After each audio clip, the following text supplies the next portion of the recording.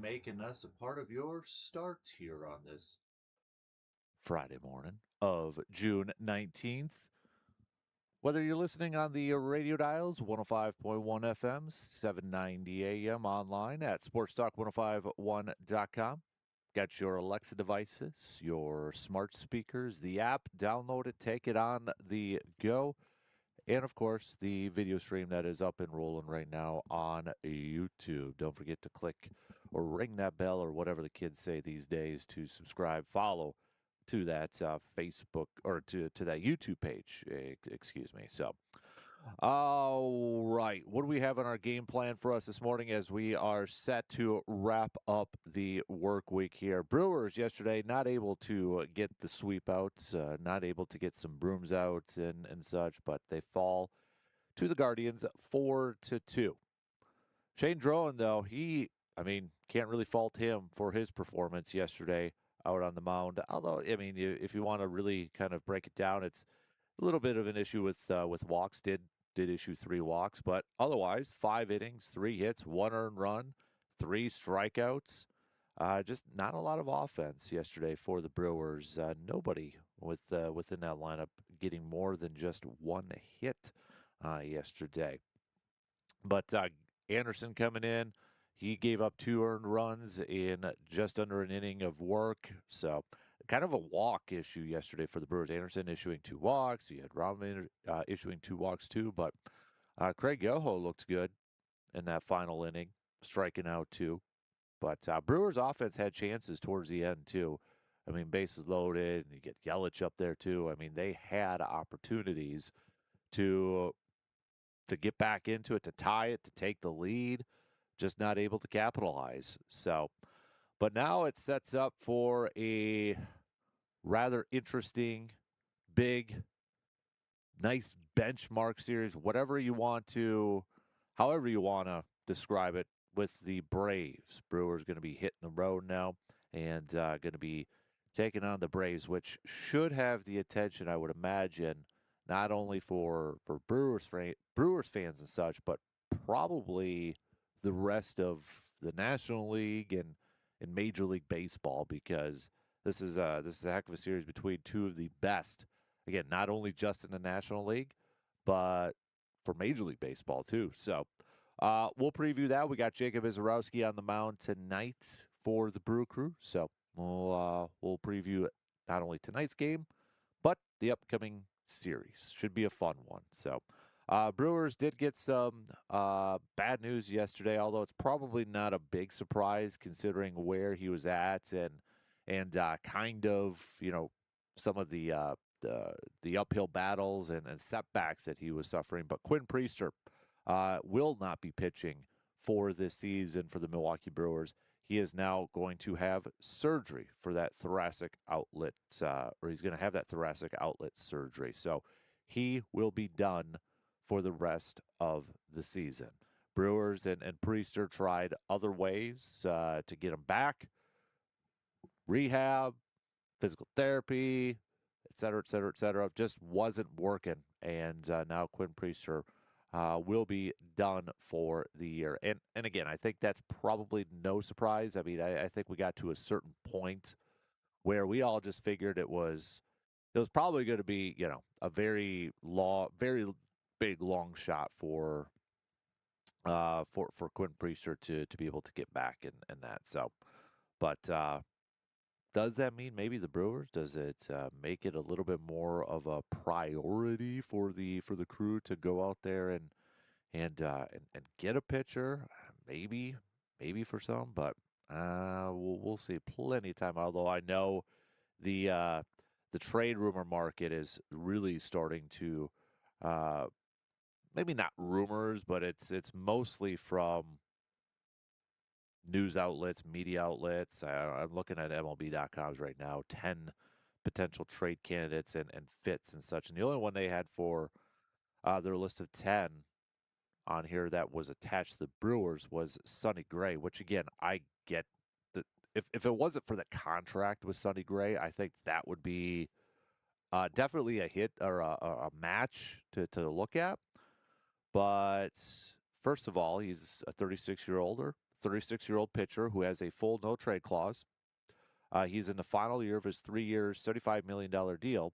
And while he does have a $30 million club option for 2027, he can opt out and become a free agent if the option is exercised. So, I mean, there is a little bit of, I guess there is a little bit of that. And you know, that he can opt out if it became exercised. I thought it was fairly high, though, if he opts out, and the buyout was still pretty high. I'll have to double check that. But regardless, plenty of baseball chat here this morning as we get set for this. Again, this should be a really fun series going up against the Braves. So I'm anxious to get going here. So what else? We'll get you some of the latest rumors and rumblings when it comes to Giannis and that latest from the Stein line. Mark Stein says that the Pistons should be monitored as a potential third-team facilitator in a Giannis to Heat trade with Tyler Hero going to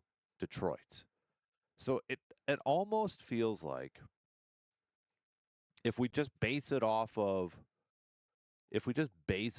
these rumors and reports that are coming out here, that I don't know if it's maybe Milwaukee that doesn't want him.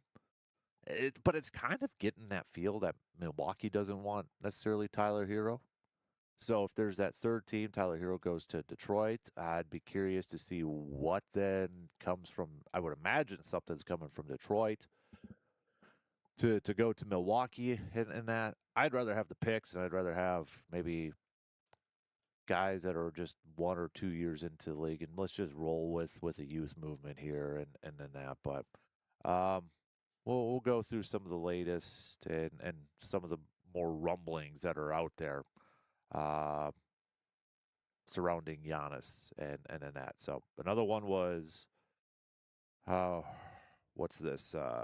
From what I'm told, the Bucks are yet to receive an offer they're willing to accept for Giannis, which is somewhat what happened at the trade deadline. I am told they intend to trade him by the draft. I think it's possible they don't find a deal they like. That's from Windhorse, Brian Windhorse from ESPN. So, yeah.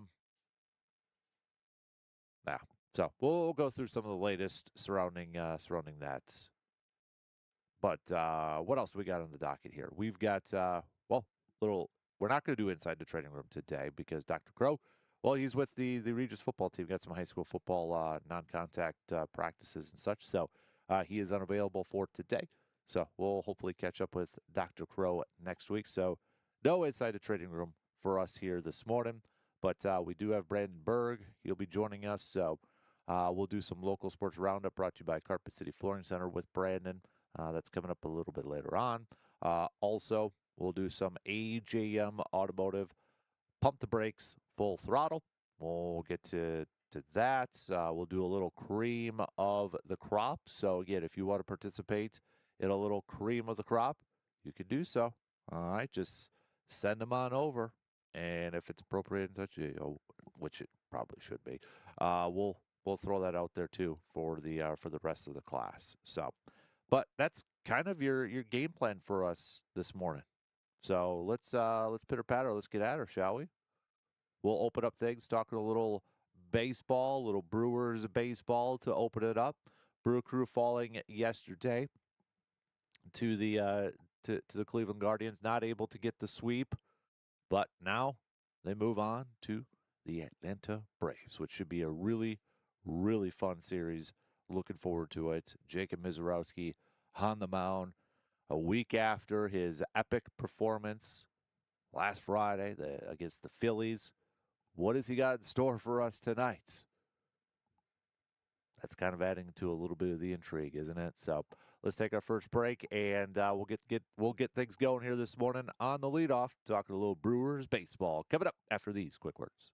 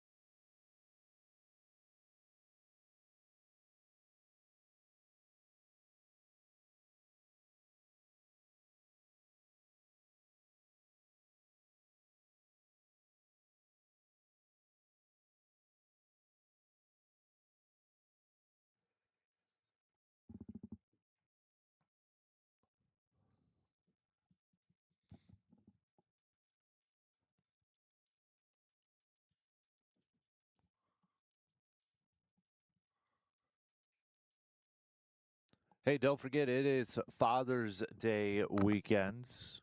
So, Father's Day coming up on this Sunday. If you're still looking for something to give dad, or maybe where to take dad for a little brunch, a little breakfast, a little lunch, don't forget our good friends at the VFW Post 305 for their Father's Day brunch. You can check them out on Facebook for some of the details that they got on their menu, and there is a lot of good stuff on there. So, again, if you're looking for somewhere to take dad on Sunday for a little breakfast, a little bit of a brunch, treat them out, you should head on over to our good friends at the VFW Post 305. We're talking about sausage, bacon, biscuits and gravy, pancakes, French toast, corned beef hash, country fried steak and gravy. Come on.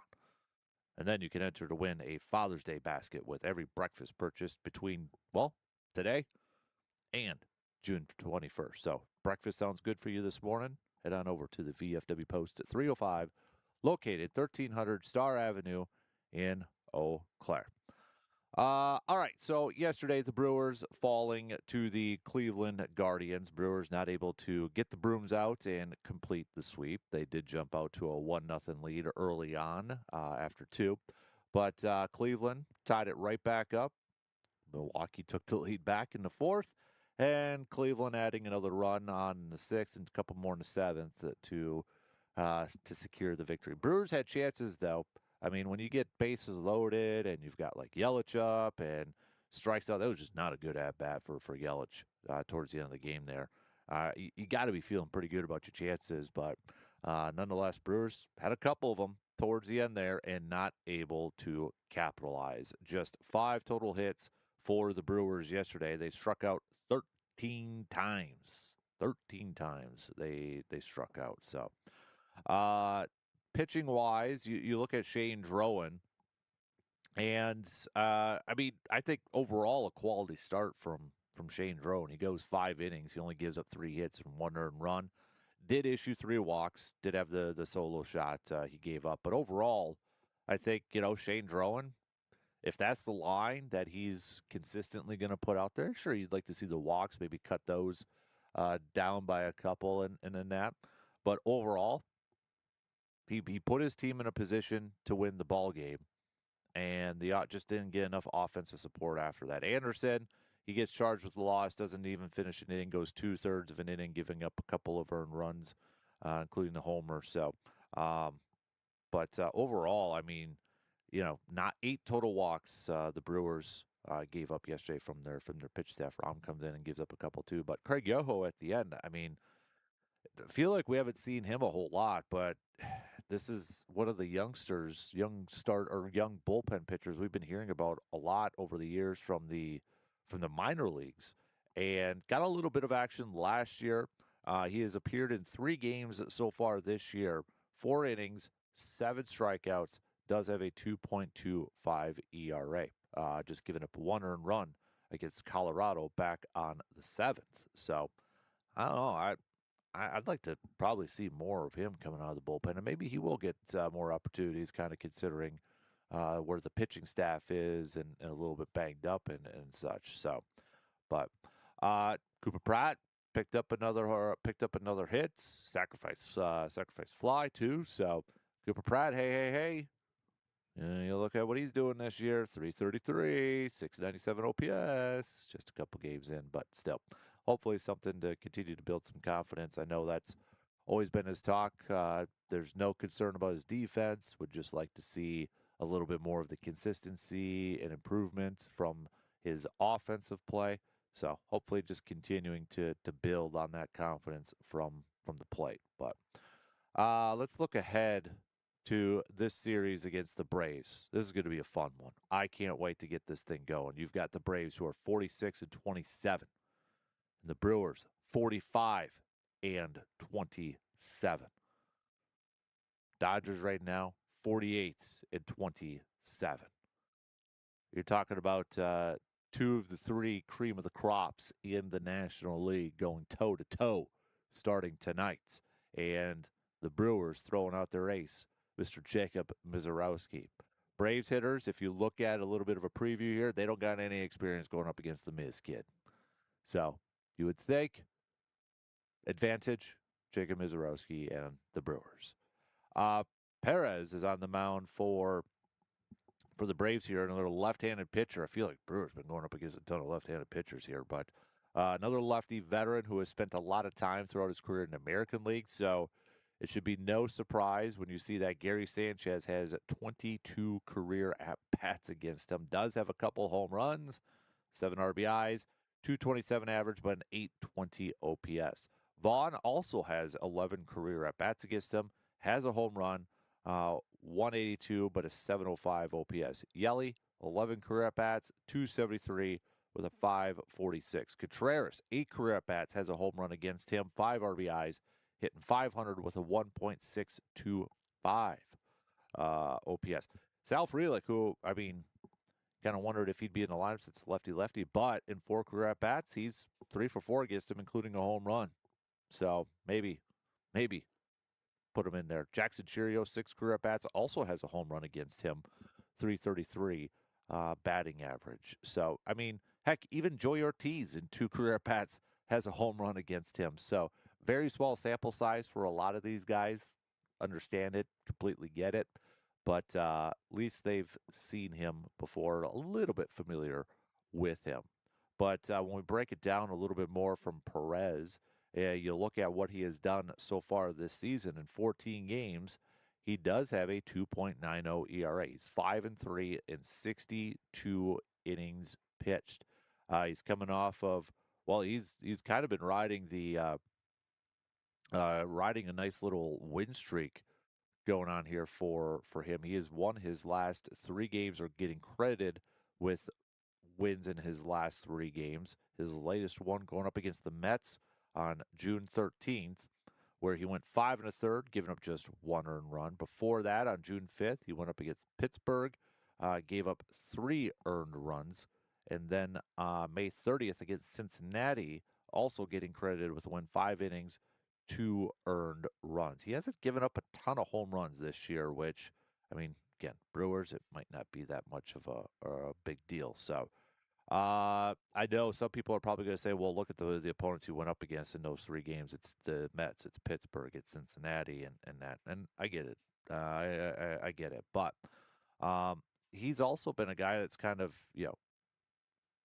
been a little bit of a mixture of starting games and coming out of the pen and such. Slight majority of times where he has started games. He's been on this. I mean, as of late here, he has just been a straight up starter here. But there has been a few times this season where he's come out of the pen and such. But looking at the teams he's gone up against, he pitched against the Phillies back on the 17th, and he went 6 innings and gave up 0 earned runs and 4 hits. And that was before the Phillies probably started to really get it going here. And then he went up against the Cubs on the 13th.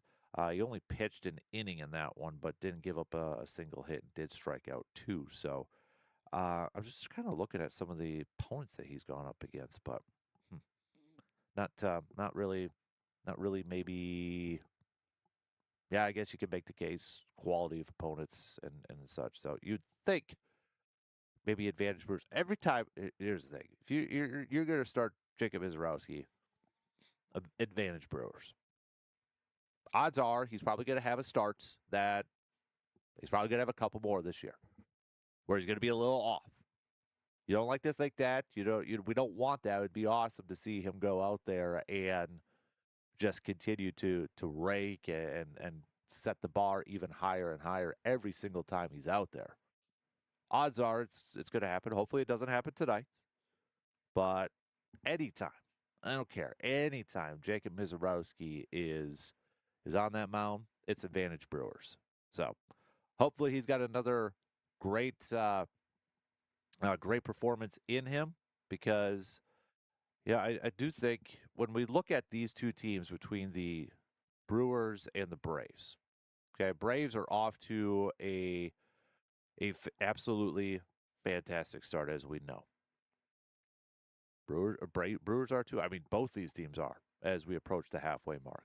But when we kind of look at where the Braves rank team-wise, if we break down some of the some of the offensive stuff. Braves, they're sixth best in the major leagues in home runs. So 97 home runs. The only teams that are higher than them on this list, the Yankees, Dodgers, White Sox, Athletics, and Astros. All right, so you got that. In terms of OPS, I'm just kind of taking a look at where the Braves offense lines up here.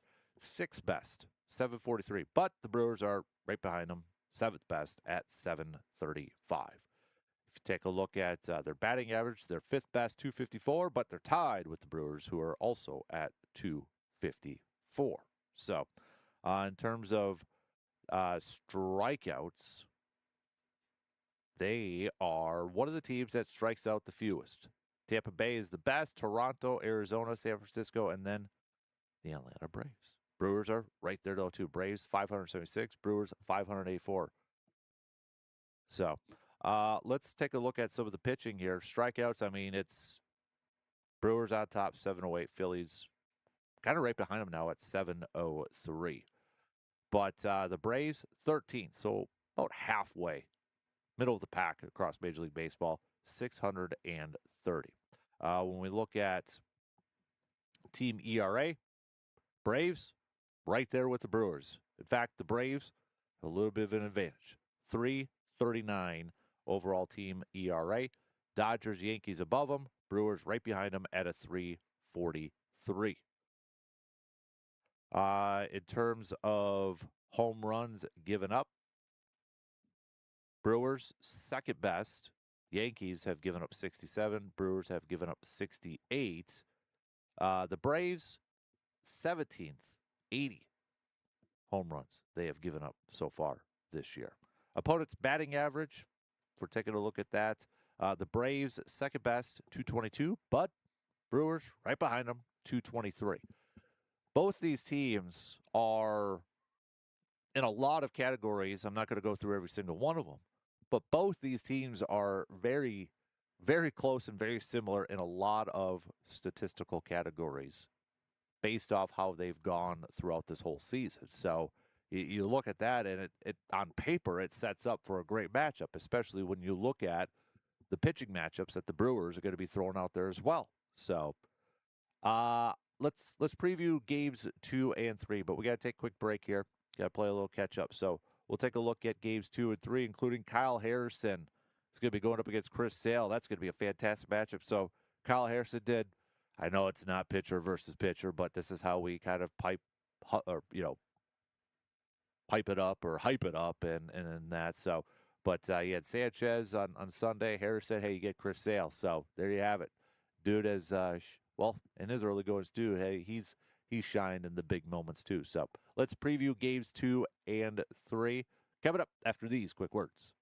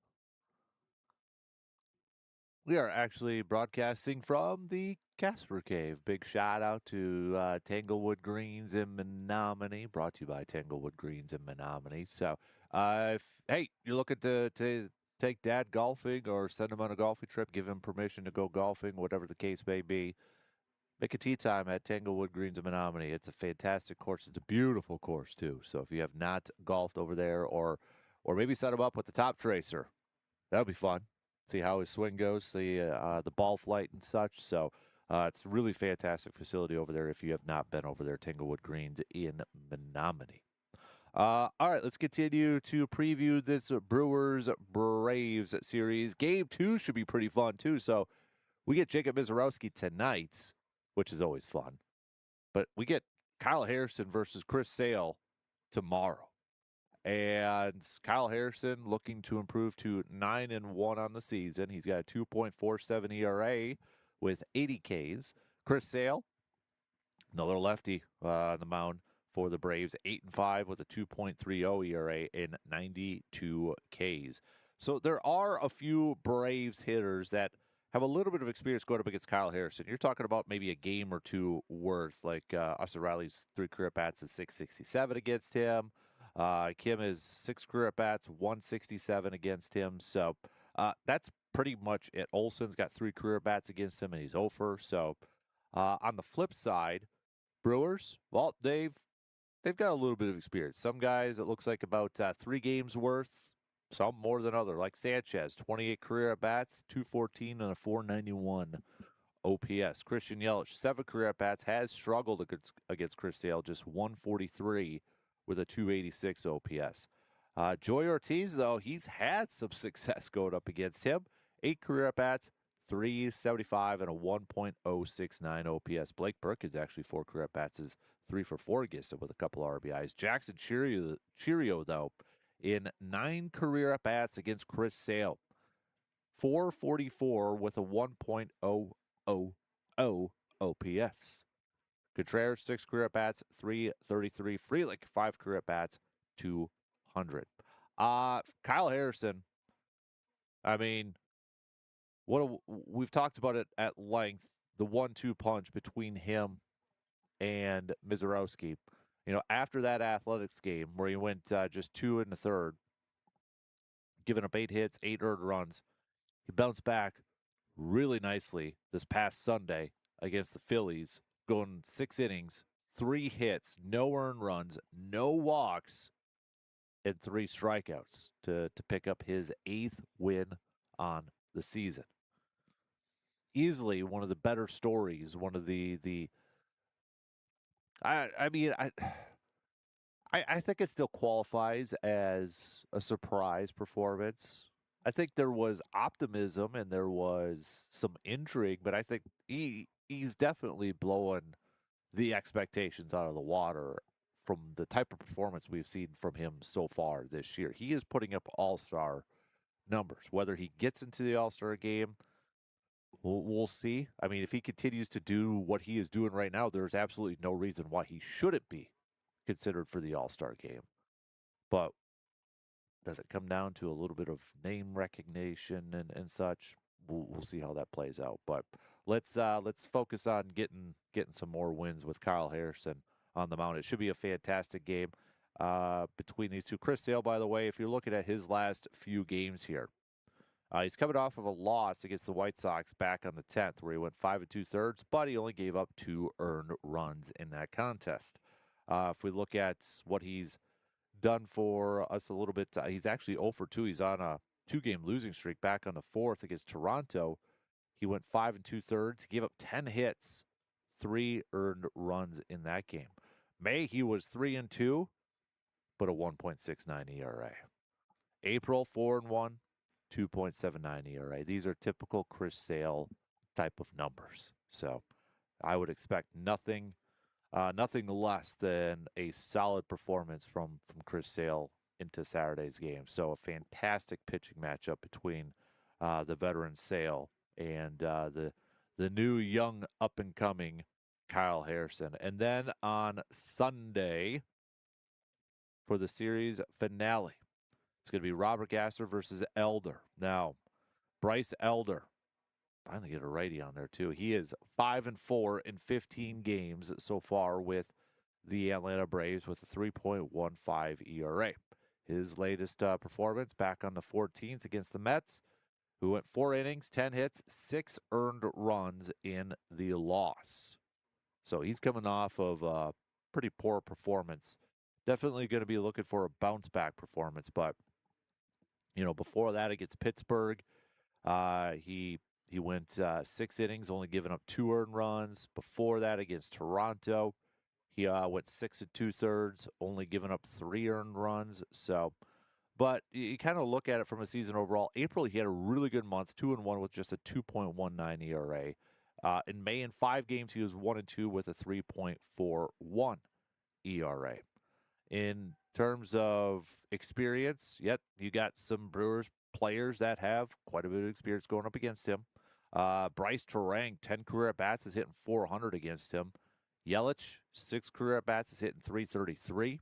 Heck, Ortiz, this might be a series for Ortiz considering some of the pitching matchups here. He is hitting 500 against him. And Contreras, 10 career at-bats, 200. Frelick in 9 career at-bats, 222. Robert Gasser is going for the Brewers. No experience with the Braves lineup going up against Robert Gasser, and this one probably not too big of a surprise either. But Robert's coming off of a game against Cleveland on the 16th, where he went 5 2/3, 2 hits, no earned runs, 5 strikeouts, 2 walks. Probably his best performance so far this year, and it looked like, I know he's not that old, but it looked like vintage Robert Gasser from when we saw him a couple years ago when he jumped up on the scene and was having a really good season up until Tommy John surgery derailed his season. And then last year came back towards the end and just wasn't the same type of pitcher. And even like at the beginning of this year, didn't really look like the same type of pitcher that we saw a couple years ago. But in that game against Cleveland, he looked like kind of vintage Robert Gasser from a couple of years ago. So those are kind of your pitching matchups and the lineup matchups. I've got confidence in Mizorowski. I've got confidence in Kyle Harrison. Hopefully Robert Gasser goes out there and kind of starts to stack some success, put together a string of really good starts and build that confidence. So I like the pitching for the Brewers in this series. Like the biggest question, it'll probably be the biggest question for a lot of these series going forward is, okay, offense. We know the Brewers offense can put up some runs, but what if they get into a game where it's an offensive game where they need a ton of runs? Is that going to be in play here going up against the Braves? We went through the numbers a little bit earlier. A lot of the same numbers statistically, both from a pitching and offensive standpoint. But I've got confidence in the Brewers. Again, I got confidence in the Brewers starters. It's just, is the offense going to give them enough run support in this series going up against a very, very, very good Braves team? And I know they've been down here as of late here, so maybe the Brewers are kind of getting them at, quote, the right time. Kind of like when they were going up against the Guardians, and the Guardians were dealing with some injuries, like Ramirez was out and that. So, but you play who's on the schedule, and you play who they throw out there in the field. Don't apologize for any wins. Don't apologize for anything. But if that offense could go out there and give Miz some run support so he just has even more confidence out there, and they give run support for Kyle Harrison against Chris Sale. If the Brewers' offense is attacking Chris Sale and they're able to jump on him, kind of like what they did with Sanchez on Sunday against Philly. All right, let's get off to a good start. And then Robert Gasser, let's give him some run support in this game, and let's try to get him his first win on the season. Hopefully, though, he just continues to stack that success and put together a string of games where, he's starting to build that confidence because, he's, when everybody, again, I know it's kind of a topic of conversation here as of late, especially with the trade deadline coming up at the beginning of August.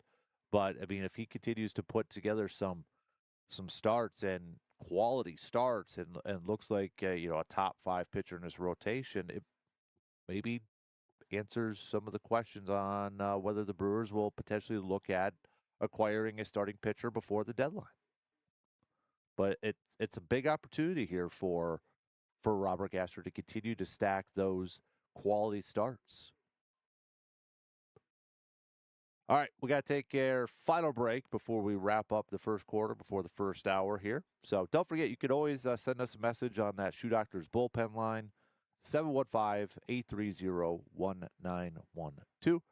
Also, hang out in the Section 105 chat room. You can hang out in the Section 105 chat room on our video stream, too. So, all right, quick break, and we'll be back to wrap up the final hour coming up after these quick words.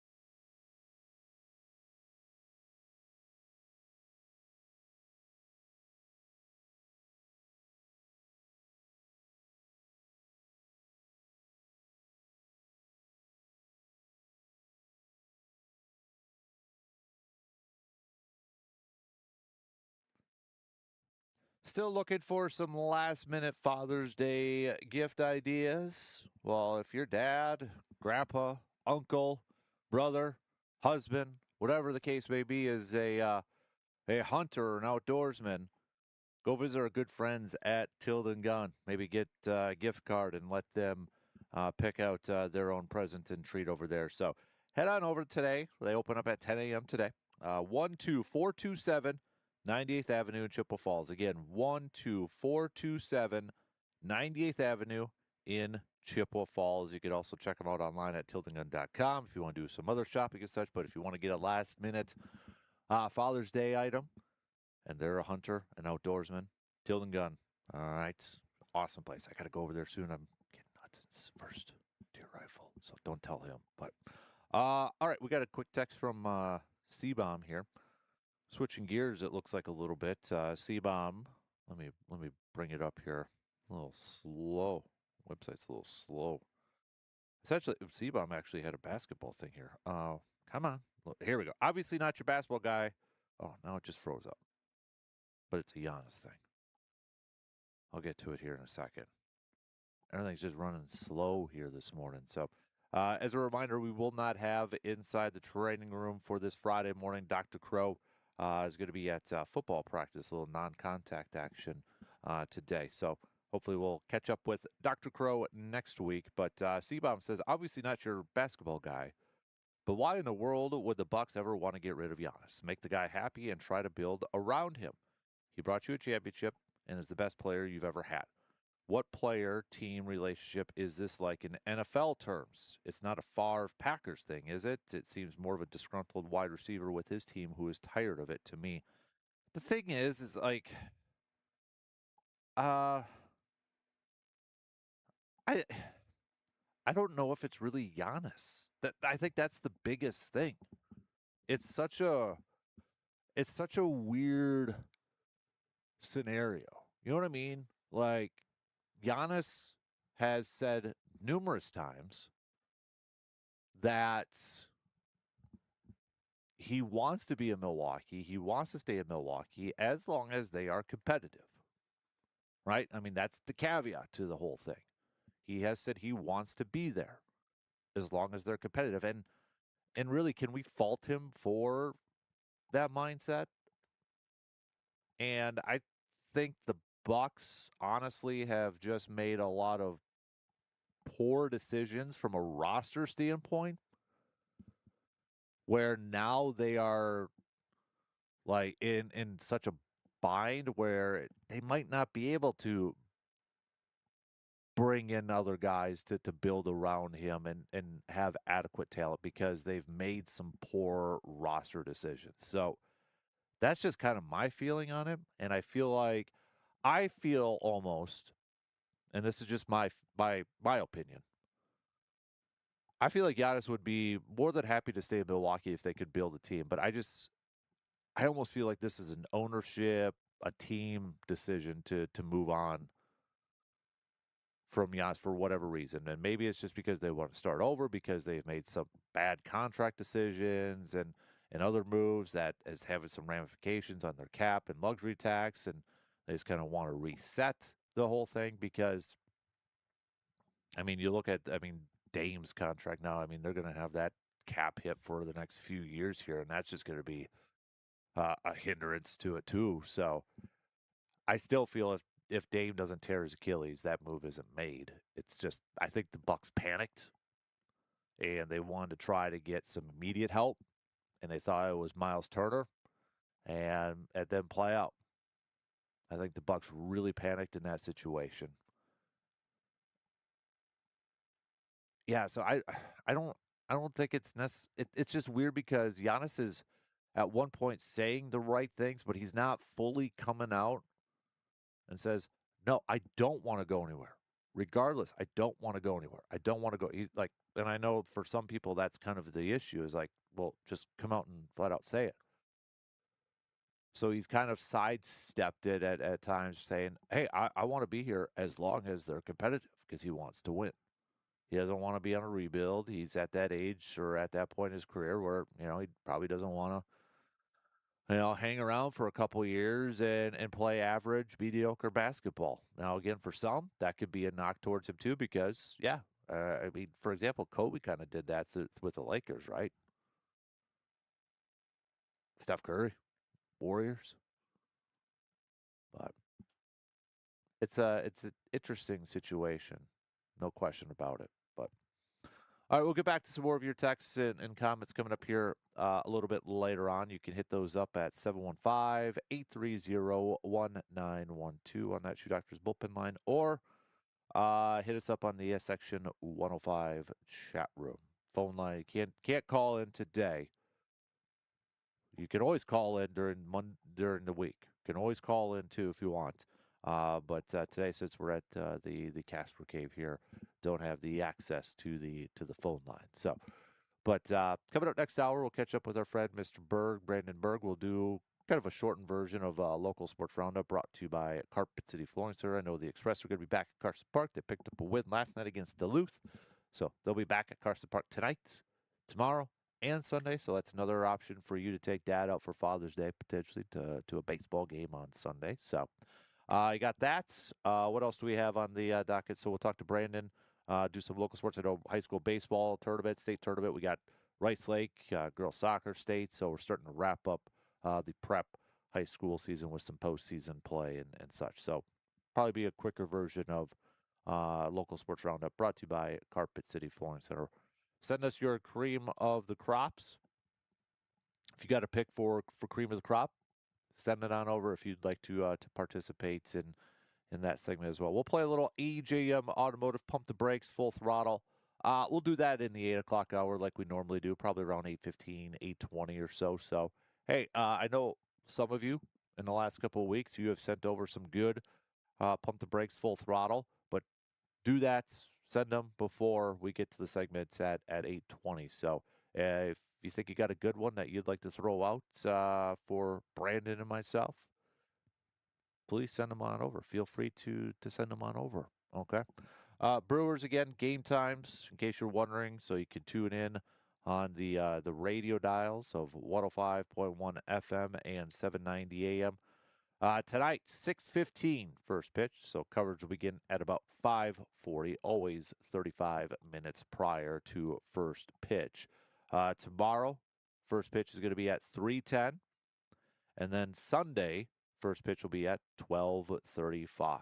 So again, pregame coverage for those games, always 35 minutes prior. So Brewers, after this series against the Braves, they're going to be hitting the road to take on the Cincinnati Reds for a 3-game series, and then returning back to American Family Field a week from today, where they will be hosting the Chicago Cubbies.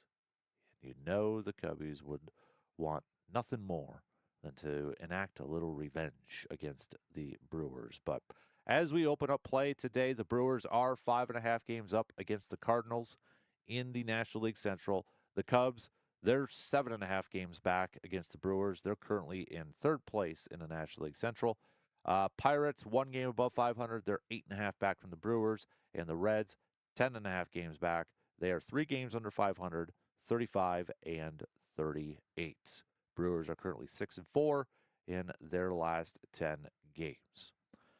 Brewers also have a 20-12 home record. Brewers have one of the best. They still have the most wins at home. In the National League, they do. Brewers 25 wins. Is that still the most in Major League Baseball? White Sox have 24 at home. But yeah, Brewers have the most wins. Most wins at home. So really quick, so Braves are 22-13. Man, they're like 500. 22-13 at home, 24-14 away. So all right. Shot clock's gonna cut us off. We've got news updates, but we'll be back to kick off the second hour, the second quarter. We'll have our good buddy, Mr. Berg, joining us. We'll get back to some more Brewers talk as we get set for this. Should be an epic, fun series going up against the Braves. Quick break. We'll be back after these quick words.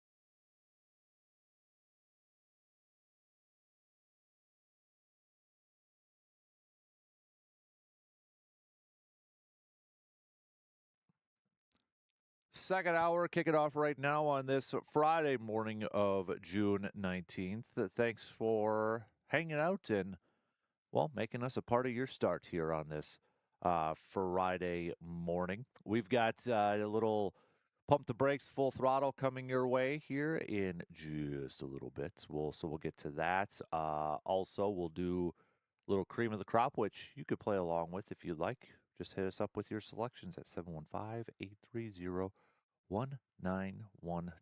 But let's say good morning to our good friend, Mr. Brandon Berg, who is sitting across from me. I should probably turn your mic on again. God dang it. One of these days, I'll figure out how to run a board. Hello, sir. And I know you're not going to say anything right now. So, but happy Friday, sir. Happy Friday. Thanks for coming in a few minutes earlier because Dr. Crow helping out at Regis Football. I think Memorial did the same thing earlier in the week. I could be wrong, but I thought I had heard that too. So, but yeah, I know. I was texting him like, football already? He's like, I know. That's kind of crazy to think about, but yeah, I mean, different teams, you get a certain amount of contact days over the course of the summer where you can kind of do some stuff, and different teams kind of just approach them differently. Some do them all together, some do them earlier on in the summer, some do them later on in the summer. It just depends. Yep. So, but it feels like it's a sport that kind of never ends at sometimes. But regardless, we're going to talk some baseball coming up here with the Brewers taking 2 out of 3 against the Guardians, but now setting up for should be a really fun series, I would imagine. With I mean, it's on paper, everything out there. It looks like a really good one. We had a texter, give us an A so we could give you some credit, but a texter a little bit earlier said, hello, do you feel we have our infield figured out and in place to make a run for the Brewers? I'm assuming comes off the heels with Cooper Pratt's being called up and making his major league debut. It kind of seems like now it's a platoon, at least right now at third with Ortiz and Hamilton and such. But, well, Brandon, you're our Brewers guy. You're my Brewers guy. How would you answer that question? I think right now the question would still surround third base because David Hamilton has had his moments. I wouldn't say overall he's been particularly great, but I think maybe when you're comparing him to some other people, he's been better. So Joey Ortiz, they're going to give him, looks like maybe a little opportunity there, maybe against lefties. Yeah. Hopefully, maybe trying to kickstart what we saw from him a couple years ago when he played third, when his offense was actually pretty all right. So Cooper Pratt's going to get the runway to play every day at shortstop. And yeah, I mean, obviously we know the right side of the infield is kind of the part that's, I would say, pretty well figured out with Bryce Turang at second, then the combination of Bowers and Andrew Vaughn at first. So yeah, not really sure right now as far as third base goes. I think that's still kind of a thing that's maybe a bit of a work in progress. I mean, the one thing I will say, though, is if we get a month from now and that's still kind of a concern, like there's, at least right now, it doesn't seem like there's much in the way of kind of notable, maybe potential trade options at the deadline. There's not the Suarez like no, there's not a couple guys last year where we kind of looked at and said, oh, go get that guy or go get that guy. I mean, whether the Brewers would do it or not is another story, but like it doesn't even seem like they're really out there right now. So, and that's kind of what we were talking a little bit about yesterday, because somebody had asked, with all the trade rumors it's surrounding the Brewers, but then they're like, but you look at the Dodgers series and it's like they needed offense. So why isn't there talk more about that? I think it's just who's potentially available. Right. I think that's more of just what makes the biggest impact. And yeah, if there was a high level third baseman that was available, I'm sure you'd see the Brewers connected to them big time. But there's really not. So that's where obviously the rumblings about Tarek Skubal or whatever else come into play, because even though starting pitching isn't a weakness for the Brewers, everybody could add Tarek Skubal and feel a lot better about what they're throwing out there every fifth or sixth day. So right. Maybe that is Jet Williams being promoted to third potentially. I mean, that's an option. I mean, he's kind of picked it up here really this week, but otherwise offensively he's been pretty unremarkable, just kind of okay, but not like he's been bad or anything, but just not enough to where you would probably be, beating the door down to try to, get him promoted. Right. So, right now they can kind of be a little bit patient at third, in part because they kind of have to be. I mean, outside of maybe giving a guy like an Eddie Leonard a chance, who's hitting well at AAA and can play third base, but he's kind of an older guy that's bounced around a little bit. Like, there's just not a lot of options right now. Mm-hmm. Right. So you kind of have to be patient, mostly out of necessity. So I threw out.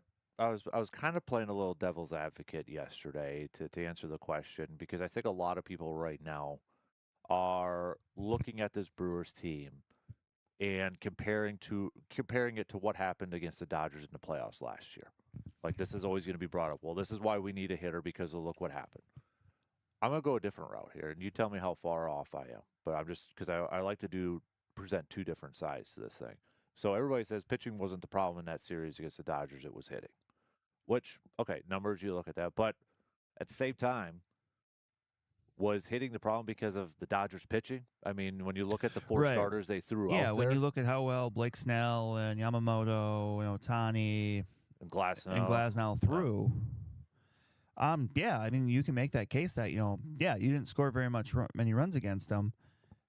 But did you not score any runs against them because your offense wasn't good, or because you were going up against elite pitching? Right. I mean, you go back to the Cubs series and that offense. I mean, there was more offense there, but it was still kind of hit or miss, and it was pretty home run dependent. Right. But yeah, I mean, that's a fair question to ask. Mm-hmm. Where if you add, it doesn't even have to be Terrace Cool, but if you add another, what you would consider to be a pretty premier arm to the rotation. I've fully got on the board of Ryan from the Twins. Joe Ryan? Yeah. What would you think about that? Because contract-wise, too, it's not a lot. Oh, and that's the interesting thing with the spot the Twins are going to be in, is because some of their potential trade options are affordable. Mm-hmm. I know Byron Buxton's is going to be the big conversation. I think he just said, like, hey, I'm a Twin.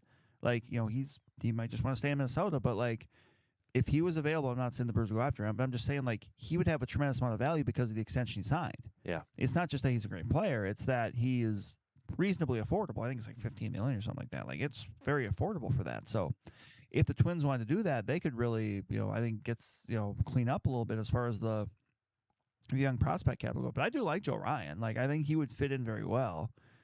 And if you go into any playoff or any playoff series with Mizorowski, Kyle Harrison, Joe Ryan, and whoever the fourth is, maybe Woodruff at maybe, that point. Maybe Woodruff, maybe whoever. Like, it don't matter. Like, you feel pretty good about that. Mm-hmm. So yeah, that would be definitely, I think, someone to keep an eye on if you don't want to get involved in the the Scooble sweepstakes, which your chances are if he gets dealt, you're gonna have one team that just kind of has that offer that just goes over the top. I know a lot is going to change from now until we get to the postseason. I mean, we're not quite to halfway mark here, but when you look at the pitchers that the Brewers did throw out in the postseason, it was starter-wise, and again, if we use the Dodger series, Quintana was in there. You had Ashby open up a couple games, and Miz came out of the pen, Patrick, and such. Right now, given what we see and knowing Woodruff's coming back in that, would you say the Brewers are in a better spot from a pitching standpoint compared to last year? I think so. I think so, and I think part of it is you just have a little bit more clarity, at least what you think is clarity. I mean, you just never know, but like, Mizorowski, Harrison, I don't think maybe you could make a case for that 4 spot trying to go with an opener and kind of, a Frankenstein, or maybe like a bullpen type game, but you don't necessarily have to. Like, those other guys, you're not going to use an opener for. Even last year, like, they used one with Quinn Priester, and Quinn Priester, but that was something he was fine doing. Right. Like, that's not for everybody. Some pitchers are very kind of finicky about that kind of stuff, and it just more importantly than that, it just doesn't work. Mm-hmm. Like, maybe you kind of get in your own head about it, where I don't want to do this, and then suddenly you're not on your game, but they may not have to. I mean, that was done out of necessity more than anything else, because by the time they got to the postseason, they felt more comfortable doing that than maybe giving Jose Quintana a start. Really, Freddie Peralta, Quinn Priester were kind of the 2 starters that they really felt comfortable just putting out there as is, and even with Priester, they still kind of finagled it a little bit. Right. Yeah. So that's where okay. So I want to throw this one out there too. What about? I feel like his market might be a little too rich for the Brewers, but a Chapman for the back end, is that a big need? Do you think they need another? I know Jared Kinning's coming back, which could be an option for that. But I feel like if the Brewers make a trade, it's always a bullpen arm. Right. Yeah. Yeah. They've always kind of had the subscribed to the idea you can never have enough bullpen arms. I don't know, because like you kind of wonder just lefty wise how everything else fits. Mm-hmm. Where you've got Aaron Ashby who's going to throw pretty much every day. I'm assuming DL Hall's going to be back. Yeah, at some DL Hall will point. be back at some point. Jared King's a lefty, right? Yeah, Jared Canning is a lefty and has done good things. Like, if you get to the point where maybe your rotation's back at full strength, is Shane Drowan back in the bullpen as kind of like a multi-inning guy? We've seen him have success in that route. So, yeah. I mean, it kind of makes sense or kind of sounds interesting on paper, but I'm just not sure in execution. We're not going to do the K-Rod Axford, for that run there with the two closers at the end. Right. I mean, honestly, or even heck Jeffries and Knable and Hader. Right. Yeah. I mean, you can even make a case a little bit more for a righty. Just because McGill's been very good since that slow start, and I think Uribe on the most part's been good, but there's been some hiccups in there. It's just kind of the nature of the beast when you're a reliever, but. Could you use another righty in there, especially if Chad Patrick and Shane Drowan ultimately end up as more of like multi-inning guys versus like a seventh inning guy? Maybe. Do you get the sense that the Brewers are between McGill and Uribe kind of being flexible with them? Like, okay, this guy is straight up setup and this guy is straight up closer, because I feel like they've kind of gone back and forth with this. Yeah, I think so, and I do think that you've seen Trevor McGill kind of retake that job a little bit more consistently, but I don't think they're ever going to put labels on it and say, well, this is our 8th inning guy and this is our 9th inning guy. And, it seems like it works. So it's one of those things where, why mess with it? Right.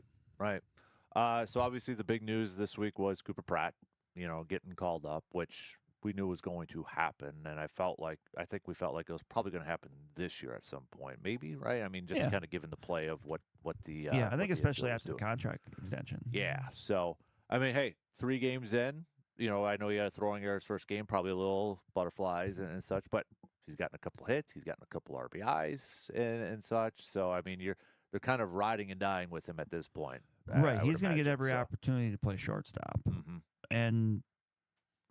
You just, this move is being made because of offense. Right. They're trying to create a little bit more offense on the bottom, in the bottom part of the lineup. And, only 3 games, but we've seen, some good things from him so far. So he's going to get, I would think, a pretty long leash here just to see what he can do and, see if maybe that's an answer. Right. So, again, I know we kind of talked about as the next move, maybe like a Jet Williams potentially being called up. But, if that is the case, let's just kind of play a little what if. If Jet Williams is a third baseman and you got to pick and choose between Ortiz and Hamilton, I feel like they'd pick Hamilton to be that primary backup. I mean, he's played more this year, so you kind of have to look into that, right? Where, okay, well, who was the guy that was playing more before this? And both, the versatility. Both are pretty. Both can play second base, shortstop, third base. Ortiz hasn't played much second base, with the Brewers, but he can do it. Like, if you can play shortstop or third, you can play second. So, I think they're kind of similar in that way. It's just that I think David Hamilton brings a little bit more, I would say, as far as maybe just like diversity of a skill set, where his speed and stuff like that. Like, that's just something that is useful even just coming off the bench versus Joey Ortiz, who is obviously a very good defender, but the offense just hasn't clicked the last couple of years. Right. Do you actually what? I'll save this because we got to take a quick break. Let's do that. So we'll along, but that's okay. We'll take a quick break. More Brewers talk, plenty more baseball talk. Hit us up with any questions, your comments, your thoughts, your opinions. 715-830-1912 on that Shoe Doctors bullpen line. Or hit us up on the Section 105 chats where we got Joe, Ty, and Barb over there too. So we'll be right back after these quick words.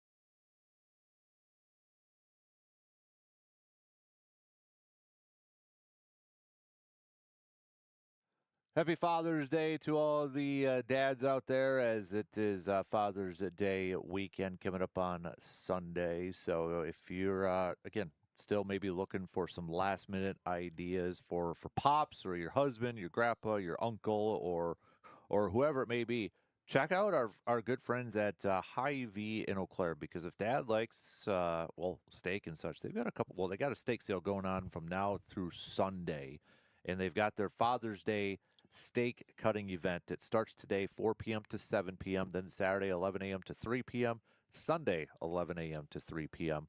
What is this, if you're asking? Well, Hy-Vee, their expert butchers will custom slice premium high-quality steaks exactly how Dad likes them. You can go to their Facebook page to check out their flyer for their Father's Day steak sale going on now through Sunday. So what's your go-to steak cut? Do you have one? Ooh. Ribeye was a popular choice.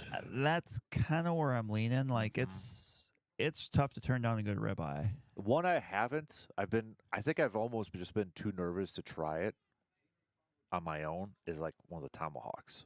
Oh yeah. Like I want to try it, but I feel like I might screw it up. I need somebody else to cook it for me first, so I can try it. So, okay, I gotta ask. Back to some more Brewers talk. I'm getting more nervous about my boy Salvatore.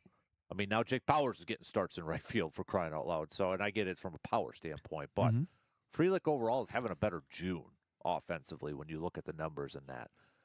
Part of me is it wishful hoping, because I know he was banged up in spring training and they're being cautious with like the knee stuff. Are they trying to be, because he is a guy that gives up his body. We know that.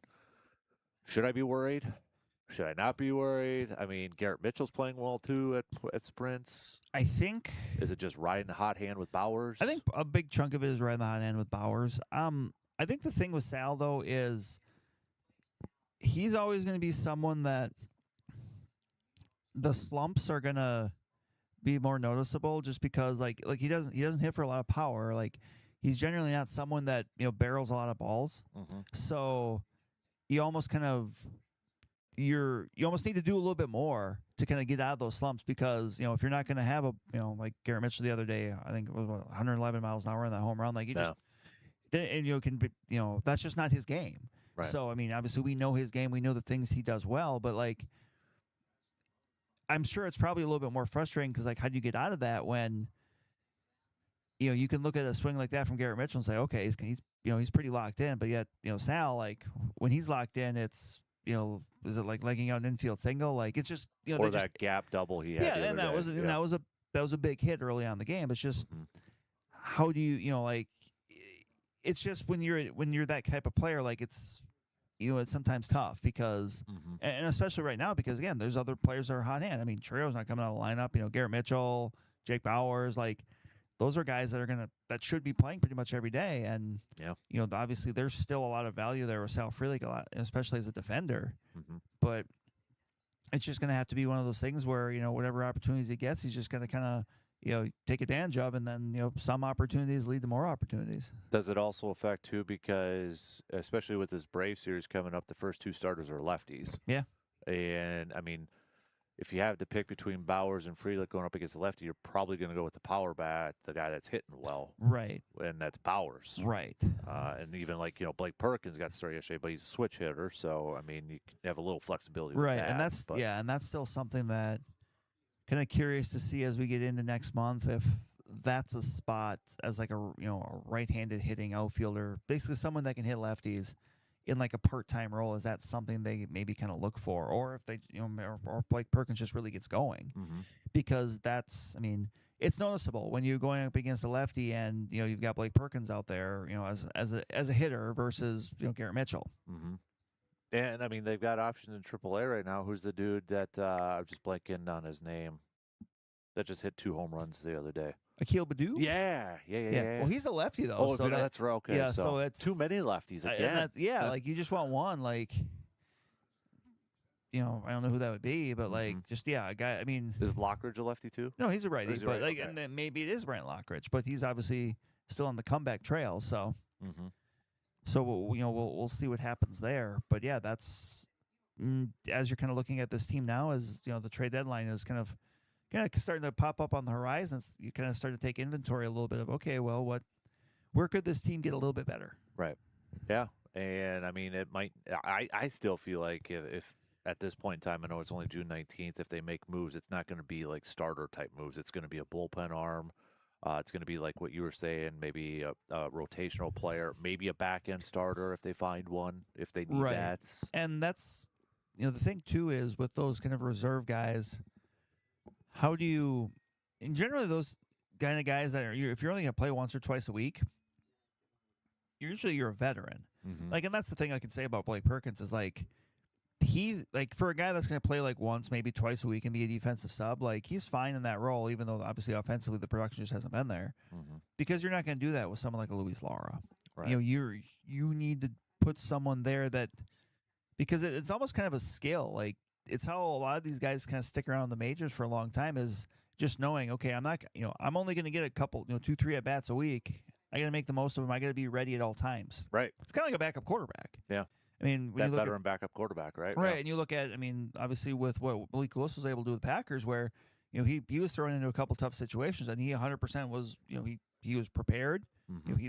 He was ready to go, and he obviously made a big impact. Like, that's kind of what you're looking for in some of those spots. Mm-hmm.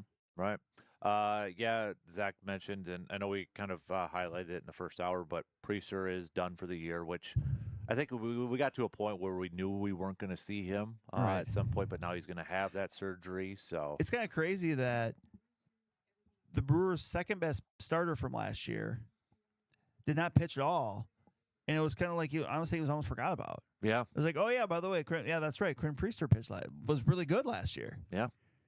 That just kind of won a lot of games. Yeah, won a lot of games, pitched very well. Like, that just speaks to the rotation depth. That just, I mean, look at just what's emerged since the start of the year. Yeah. Mizorowski, he was going to be in there, and obviously there was some hopes for, but Kyle Harrison, we didn't really know. No. Sproat, didn't really know. And he's been kind of up or down, but you can see it. You can see it. Shane Rowan, obviously Chad Patrick's bopped in there a little bit. Coleman Crowe, Robert Gasser. Mm-hmm. One bullpen guy that I'd be curious to see more, and he was a big name. Was it last year, year before? And he pitched it. Craig Yoho. Well, we've gotten to see him a little bit more. Should he get more opportunities coming out of that pen? I mean, maybe, but I would kind of like to see him, like, his leverage situations flipped a little bit with Joe Kunal, who seems like, obviously you see what the team was interested in with there, a mid to upper 90s sinker and a slider, but he's someone that still has kind of struggled with the home run ball. I mean, even taking the Oakland or the A's series out of the picture, but he is someone I would kind of like to see maybe slide a little bit higher as far as leverage goes, because he's been good. At this point, he's kind of proven pretty much all he needs to prove in the minors. And you look at his appearance yesterday. I think it was 7 swings and misses, something like that. Like, that's pretty elite, stuff. I mean, you can watch him pitch and just see his changeup, and it's he can go pretty much fastball changeup, and the fastball is mid 90s, so it's not exactly blowing people away. But when you have a changeup that like he has, it's a big difference. Like, you can really keep guys off balance, and I think he's done a good job of doing that. Yeah, because we were talking about him, I think, in the minor same time as Miz, right? Right. Yeah. I mean, I think it was kind of the start of last year. I was kind of like, okay, this guy.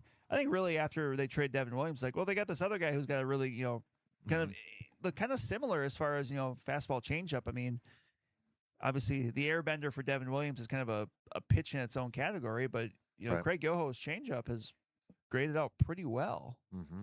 Yeah, so I'd like to see. I don't know if that's kind of maybe the plan going forward, but just kind of with that. So yeah, I would agree. Looking ahead to obviously we've got Miz, and then tomorrow Harrison. Hey, Sunday you got Sanchez, and I know it's not pitcher versus pitcher, but I mean Sanchez, and then he gets Chris Sale, mano-a-mano for that one. And then Robert Gasser, who's coming off maybe his best starts for this season. Kind of looks like, I hate to make it sound like he's old, but vintage Robert Gasser from a couple years ago before the Tommy John surgery. So I think now you're just looking for him maybe to stack that success and put together some more confident starts. Right, yeah. Build off it, because it's going to be an interesting point now, because it sounds like Brandon Woodruff pretty close to returning. Maybe in that Red Series next week. Yeah. And obviously someone's going to have to go. Is it Robert Gasser? Is it Shane Drowan? Is it one of those two guys that, you feel like Drowan would get bumped back to the pen? Gasser, might get sent down. Mm-hmm. And so what happens there? Right. That's going to be interesting. I think that with the Cubs series next weekend, they're probably going to keep on a pretty similar path of, probably you're going to probably have a setup where Mizorowski and Harrison are pitching next Friday and Saturday again. Yeah. So you're going to have to slot, Woodruff in there at some point. And, how does that work out all around it? Because right. I mean, as obviously the Reds are a division foe too, but, I think even though the Cubs are a little bit back, I think they would still love to, be able to have those two guys starting those first two games when they come back home to face them. Right. Yeah. It kind of works out that way too. Right. With I'm the sure that, and and I give the team a lot of credit because of the depth they have, being able to essentially go the 6-man rotation and, give guys extra days off. I mean, it's been a week since Mizorowski last pitched. Yeah. And I think that, once we get to the, near the end of the year, obviously there's always the rumblings about innings limits. Well, this is a way to kind of be a little bit proactive because you're giving guys an extra day here or an extra day or two there. You're using the off day.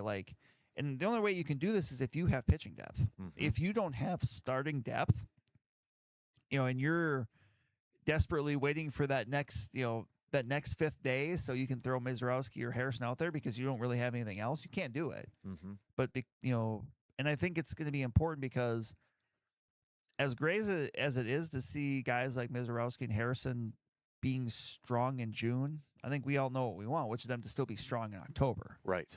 And that to me, I mean, that's a way to get there. And honestly, it's a little bit what the Dodgers have done. Now, they've been able to kind of just flat out give guys injured list time. And look, they were probably injured, but yeah, like last year you're talking about, yeah, right? Where those guys, I mean, all those guys that spent time on the IL, I think, maybe not Ohtani, but all the other guys had. Glasnow was, I think. Yeah, last year, Glasnow was. Not so by the time you get to October, they had only thrown, 120, 130 innings. Mm-hmm. You still got plenty of juice left in the arm to just go. Right. Man. All right, we got more to get to here. We'll talk more about this upcoming Brave series. We got to take a quick break, but we'll be right back after these few words.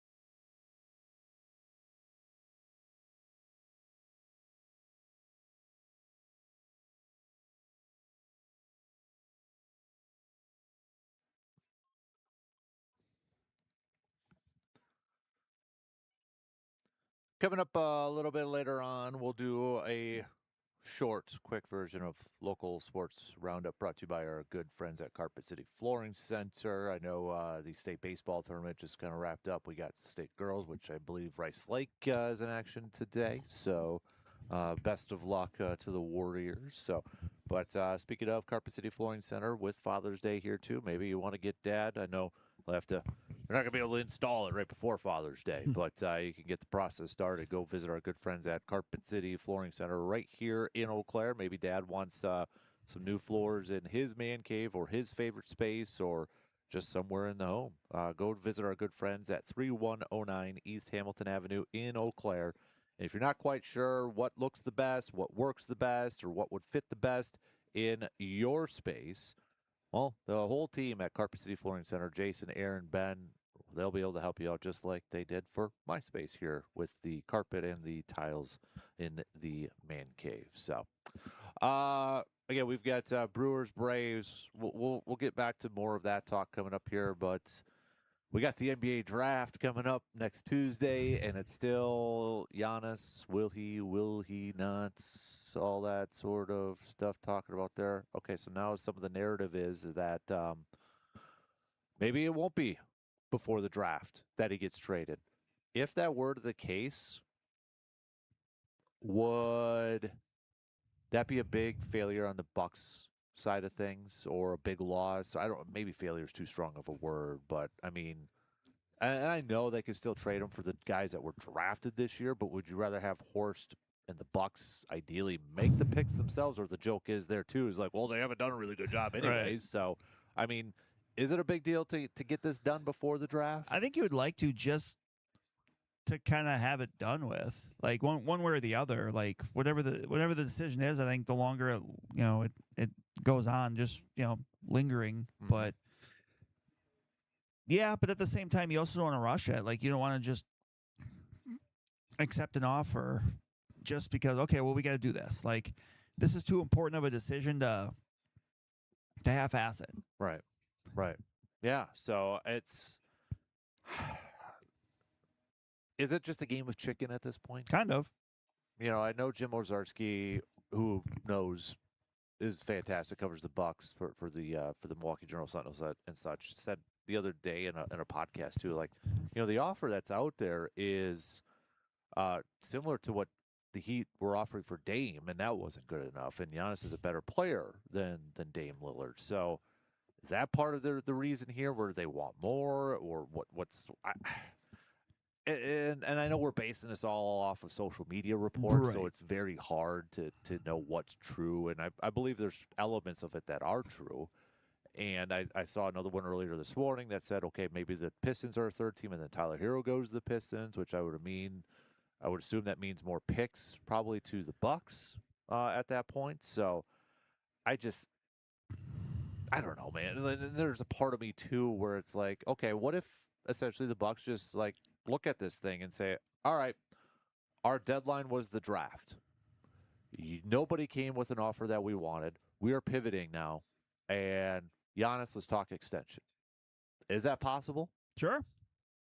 Is it a realistic possibility? Right. Yeah. I mean, it's possible. You're limited, I think, on what you can do just because of, the restrictions you have money-wise and asset-wise. Mm-hmm. But yeah, I mean, it's definitely possible. And I know, and I'll bring up C-Bomb's text here that because as he noted, he's not the biggest basketball fan and such. And he had said a little bit earlier, he's if it's going to load up here, obviously not your basketball guy, but why in the world would the Bucks ever want to get rid of Giannis? Make the guy happy and try to build around him. He brought you a championship and is the best player you've ever had. What player-team relationship is this like in NFL terms? It's not a Favre Packers thing, is it? It seems more of a disgruntled wide receiver with his team who is tired of it to me. The thing is, though, what's different is like it's not really Giannis has been saying, I want out, I want out, I want out, right. I want out. I think it's, the team kind of understanding like that since, they won the championship 5 years ago, have they won a playoff series since then? I don't think so.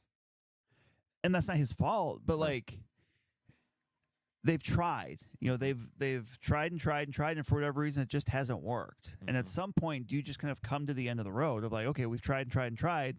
We don't have very many other buttons we can push on this, and you kind of reach that point in the road. It's like, okay, do you keep doing this thing that you've been doing the last several years and hasn't worked? Not for lack of effort. Everyone involved, it hasn't been a lack of effort. Everyone's tried, it just hasn't worked. Do you keep doing this? And I think it's hindsight's 2020. It's just been bad contracts, decisions. Oh yeah, like the Dame one. I still fully believe if he doesn't tear his Achilles, they don't trade him, and he's might still be on this Bucks team. Yes, that. And look, that's part of this too. They have had some really crappy luck. Yeah, like they have not had a series where they had their, not even their full team, but like their full complement of stars for the full series since they got it, because it was always somebody got hurt, whether it was Giannis or Middleton or Dame. Like they just never had all the pieces they were planning for at the same time. Yeah, that's unfortunate, and that's terrible luck, but that's just kind of the way things go sometimes. And at some point, you're going to reach that point where it's like, okay, well, we've reached the fork in the road. Do we go one way or do we go the other? One way is, okay, let's figure out how to counter nickels and dimes and pennies if there's still pennies out there, and we figure out, okay, what can we surround Giannis with to try to give this another shot? Right. Or do you say, look, look, I fully believe that Giannis saved basketball in the state of Wisconsin, professional basketball in the state of Wisconsin. But do you get to the point where you just say, look, I mean, we've kind of come to the end of the road here, to quote Boys to Men. And what do we, we've tried and tried and tried, and it just hasn't worked.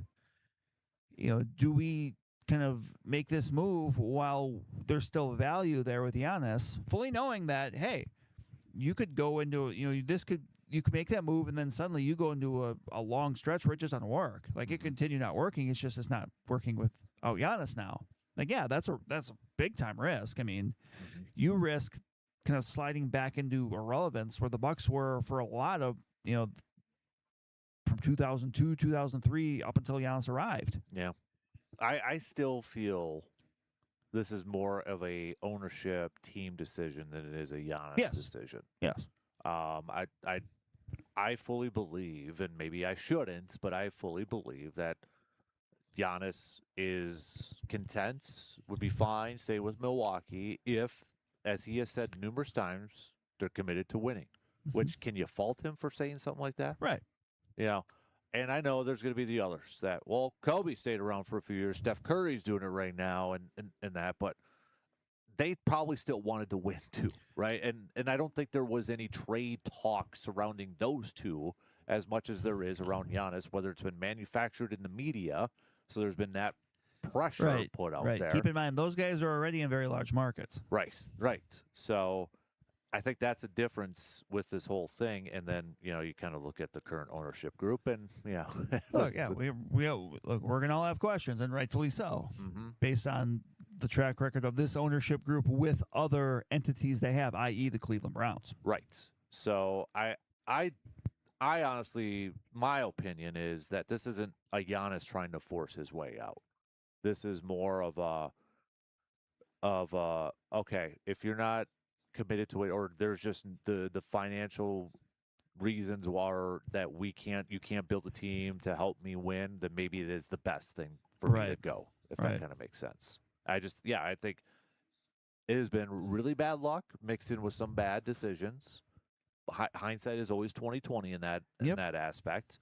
But then the also thing to factor in is Giannis has, I believe, 1 year left and then a player option. I believe so, yeah. So do you let him, like, if you just decide you're going to kind of run it back or whatever, like, would you rather lose him in a year for nothing? Right. Do you think you have 1 year? Is your core? Do you have a plan that within this next year can get you back firmly in the playoffs and win a series? Right. Like, that's kind of tough to say, given what we saw. Now, the other aspect in this whole thing is, which I would agree that you look at the Bucks' current roster, and let's say Giannis gets shipped to the Heat. Are the Heat better? Well, yeah, because of what they're giving up, and that's kind of the question. Like, and the Heat haven't exactly been world beaters the last several years. No. So, yeah, I mean, would they be better? But yeah, you're right. But like, losing Tyler Hero, not nothing. Mm-hmm. But is Giannis and Bam Adebayo going to be all of a sudden this force? Right? Are they going to? Yeah. And I don't know. Like in an East where you've still got Boston, you've still got Cleveland, you've still got Detroit, who is an ascending team. You've got the reigning champions of the Knicks. Right. Yeah, like that's Cavs are going to be in there too. Yeah. So I mean, there's some maybe like a team like an Orlando is kind of, it seems like they got tripped up this year, but they might be kind of on the rise. Like, yeah, how much better are they? Right. And that's where I kind of go to, like, if Giannis wants Miami, and this is where but you look at it too, and I think I saw somewhere too. It's like, but Giannis is worried about the team, and I think it was Doc Rivers and Bill Simmons talking about this, and Doc mentioned, he's like, well, I think that probably means Giannis trusts Pat Riley to build the roster around him. But what have they been doing the last couple of years? Yeah, exactly. That's the other part in this whole thing. Right. So, yeah, it's an intriguing situation, because I think whatever team he goes to, the question's going to be, all right, how much better of a situation is that than what maybe he had with Milwaukee, or is his team better? Because just acquiring Giannis isn't. Look at what the Rockets might be the perfect example. 2 years ago, they were the second seed in the Western Conference. What do? They acquire Kevin Durant. Kevin Durant's a great player, but you can make the case they fell down. Mm-hmm. They fell quite a bit. So just acquiring a great all-time great doesn't necessarily make your team instantly better. Right. In a lot of cases. All right, we got to take a quick break as we start to wrap up the second hour. We'll be right back after these few words.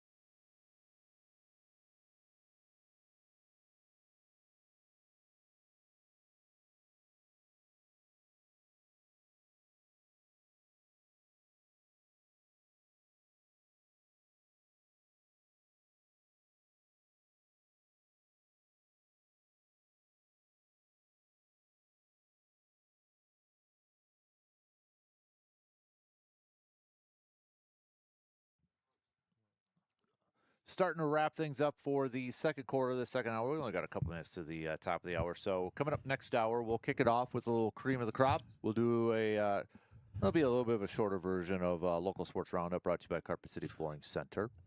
And then we'll get to our AJM Automotive Pump the Brakes Full Throttle. So I think Surveyor sent in a text for our questions here. Let me bring it up here. Otherwise, did you have something? Were you going to chime in on something? Oh, I thought you looked like you wanted to say something. So we got Surveyor here. Let me bring it up. Says, good morning, DK and Brandon. Ooh, I like this one. I like that. Let's not do trivia. Let's do this one. I like this question, Brandon. We actually did a top 5, I believe, or some version of this on a podcast. He says, happy early Dad's Day to all the dads listening. Let's get into a real debate. Who is the best TV dad of all time? I think we did at one point, but yeah, we can. He's got Tim the Toolman Taylor, which that's a good one. That might be mine too. That's a good one. I love watching Home Improvement reruns. All right, throw it out there. We'll throw it out for the rest. I think we did something, or we did some sort of TGIF. I think we did, but yeah, we can. We got Lambert from Step by Step. Oh, I know who I picked. I think is my number 1. There was one that popped in my head, and I don't remember what I did. Mm-hmm. This was a couple years ago. It was. So I don't want to come up with a list now that'd be completely different from then. But you got Carl Winslow. I was thinking Carl Winslow, but my under the radar one that does not get enough credit. Corey Matthews' dad from Boy Meets World. I can't remember his first name, and it's bothering me right now. What is it? Alan. There it is. Alan Matthews. Yeah. I mean, Bob Saget from Full House is Danny Tanner is pretty solid too. So, who are some other ones out there? More maybe modern. See, I'm not into the modern ones. We don't need King of the Hill. Al Bundy. Al Bundy. I was going to bring up Hank. Yeah. All right, everybody, hit us up. That's a good debate, fun one. Mix it up a little bit on a Friday before Father's Day. So send those on over 715. No, technically, I mean, he was a dad, but also, I mean, I was thinking about if you went with Fresh Prince of Bel-Air, because technically Uncle Phil was pretty. because like obviously he was a dad to Carlton and Hillary and the young one. He was a dad. He really was a dad. That's a very good pick for Will, father figure, if you will, to Will. Yep. Uncle Phil's a really good one too. I like that. All right, send those on over. Shot clock's going to cut us off, so we'll take a quick break. We got some news updates, and we'll kick off the next hour with a little cream of the crop, and then Local Sports Roundup, brought to you by Carpet City Flooring Center, AGM Automotive, Pump the Brakes, Full Throttle. We'll be right back.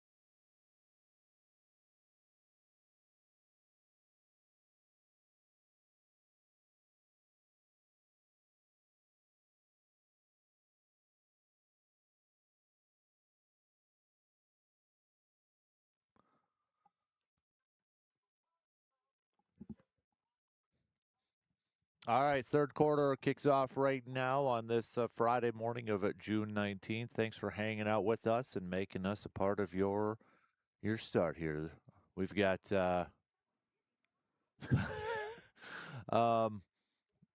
said a little bit earlier, something very interesting is on the TV in the Kasper Cave this morning. It's a tradition. It's Unsolved Mysteries. Yeah, so Yes. The old school Unsolved Mysteries. The Robert Stacker Unsolved Mysteries. So yep. Every once in a while, I'll take a peek over. You never know what you're going to see. It might be a ghost. Yeah, I could move the camera for you a little bit too, so you can see a little bit. But Red Foreman from that '70s show was. Ooh, that's a good one. That's a good one too. So I know I'm missing a bunch. Yeah. I feel like we're missing a whole lot. I don't. You got some? Send them on over. Yes. Send them. Favorite TV dads. TV dads. We're gonna stay TV dads, not movie dads. That's a little. I can't do that. That'd be different. So we gotta do TV dads, sitcom dads. What's a sitcom that's out there? I don't watch sitcoms now. I don't. What was the last sitcom that you watched? I mean, I guess it's a sitcom. It's Always Sunny in Philadelphia. Yeah. I mean, I guess. I definitely wouldn't put Frank Reynolds on the list of best dads, though. What about from the old school sitcoms, if it's on ABC, NBC, CBS? Gosh. Mine might be The Office. Yeah, maybe. I'm trying to get into Parks and Rec. It's just I don't have time really to watch. But, right. I mean, yeah, maybe. But that was the same era as The Office, so it's been a hot minute. John Dutton from Yellowstone. I don't know if he'd qualify for best dad on there. No. Wayne wasn't a dad from Letterkenny, so I think he'd be a good dad though. He'd be the one that if he had a daughter, you don't mess with him. Right. So, all right, let's do cream of the crop. What you got? My cream of the crop this week, I am going to go, as my phone opens up, I'm definitely not wasting time here. I'm going to go Denny Hamlin. Okay. NASCAR driver won his fourth race out of 5 last week at Pocono. I mean, we talked earlier this year when Tyler Reddick got off to that fantastic start about how he had this kind of insurmountable point lead. Well, suddenly he's only up by 19 points on Denny Hamlin. So I feel like Denny Hamlin's been around for a long time. He has, and obviously, Denny Hamlin owns Tyler Reddick's car along with Michael Jordan. So I'm sure he's not super bummed that he's second to his own car, but still, to be able to cut into to a pretty sizable points lead that much, given all the races in a row Tyler Reddick won at the start of the year. Is this a unique, not to get off on it, but I can't think of another sport, and this happened before, where you've got drivers that are owners of other teams, but they drive for different owners, like Dale Earnhardt, right? It's a very unique situation because it's got to be weird because like as a driver, you always want to win, but if you finish third and your car wins, you're not going to necessarily be bummed. Right. It's hey, we still won, sort of thing. Yeah, it's it's something you don't really see in any other sports. No, because Earnhardt was the big one. Dale Earnhardt owned Dale Earnhardt Incorporated. Yes, and then Richard Childress Racing. So correct. Yeah, and then it's just it's a unique circumstance. Yeah. We had John, by the way, his cream of the crop was, let me bring it up here. I know it was Jalen Brunson, but let me read what you said. Jalen Brunson helping lead the Knicks to their first championship in over 50 years. Also give it up to the guy for leaving $113 million on the table to help build a team around him. Yeah. So, which is, I think, something that started to, I noticed that the other day somebody had mentioned and kind of forgot about that, to be honest with you. So, yeah, he did. I know at that time, that was kind of the talk that did he leave a lot of money on the table. So my cream of the crop, I mean, I could go Knicks and Brunson. But it was a week ago, Jacob Mizorowski. Because he continues, I don't know how many times I've said, I don't know what else to talk about or what else can we say. And then he does something more. And then he just keeps elevating it. Dude was a single away from a perfect game. Yeah. A perfect. The fact that he did that under 100 pitches, did the Maddox. The most dominant Maddox ever, the most strikeouts in a Maddox, which is under 100 pitches.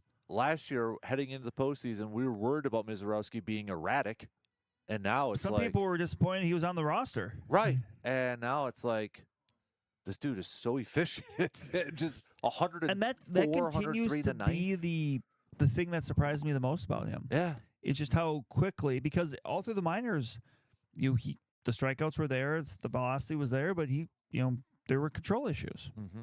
Yeah. And he's done a really good job of kind of ironing some of those out. I don't know. It's got to be a combination of Chris Hook himself, Contreras, all the above. But that is the ecosystem. Yeah. To throw still 103 in the ninth inning, and he's cream of the crop for me. Yeah. So, let's do a quicker version of Local Sports Roundup brought to you by Carpet City Flooring Center, because from a prep standpoint, there's not a whole lot. From a prep standpoint, we're wrapping up. We had state baseball this week. We had state boys tennis last week. Shout out to Altoona. Mm-hmm. Won the Division II team state championship. So bringing one back to the Chippewa Valley there. But yeah, we're getting down to it. We had baseball earlier this week. Mm-hmm. Kind of wrapped up yesterday. Down in Grand Chute. Today the last prep event of the year is girls soccer, which is going on right now. Mm-hmm. In Milwaukee down through tomorrow. So, but yeah, otherwise we've got Rice Lake girls in action for that one. Correct. So we've got we're at the end of the year, but otherwise, we're we're into summer. We've got Legion baseball going on this weekend. Chippewa Falls Post 77 Senior Legion has their annual wood bat tourney at Casper Park. Eau Claire's there, Holman's there. You got some good teams there. So, they'll be in action today. I know Eau Claire's got a couple games today. Chippewa plays tonight. Tomorrow, Eau Claire and Chippewa play. There's just games going on throughout the weekend. So if you want to see some really good, Legion baseball, and hopefully the Mother Nature cooperates with us, that's kind of the place to be. But yeah, we're underway with Legion ball, and CRBL action. CRBL is really kicked into gear. They got the All-Star game coming up in a couple weeks. I believe already. Yeah, wow. I think it's 2 weeks from today. Okay. In Augusta. So all right. You got teams that have played 10 games already. So yeah. But yeah, as we get, we're into the summer. But 6-7 weeks away from the start of football already. Mm-hmm. We talked about a little bit earlier. You got some teams that are having some of their contact days now. Some do it later on in the summer, but the summer is short. Yeah. Also, we got Express back in action. They picked up a win last night. They'll be back at Carson Park tonight, tomorrow, and Saturday. Duluth tonight, and then Wilmer over the weekend. So that's also in action here too. So, but. Yeah, and I know we got the Eau Claire Axemen also in action tomorrow night at the Sonotag Center, going up against the Iowa Woo. So that kickoff is at 7 p.m. But all right, that's your local sports roundup brought to you by Carpet City Flooring Center. Let's take a quick break so we can get into our AJM Automotive Pump the Brakes Full Throttle. We'll do that. So we'll be right back. Well, maybe after these. If it wants to load. Quick words.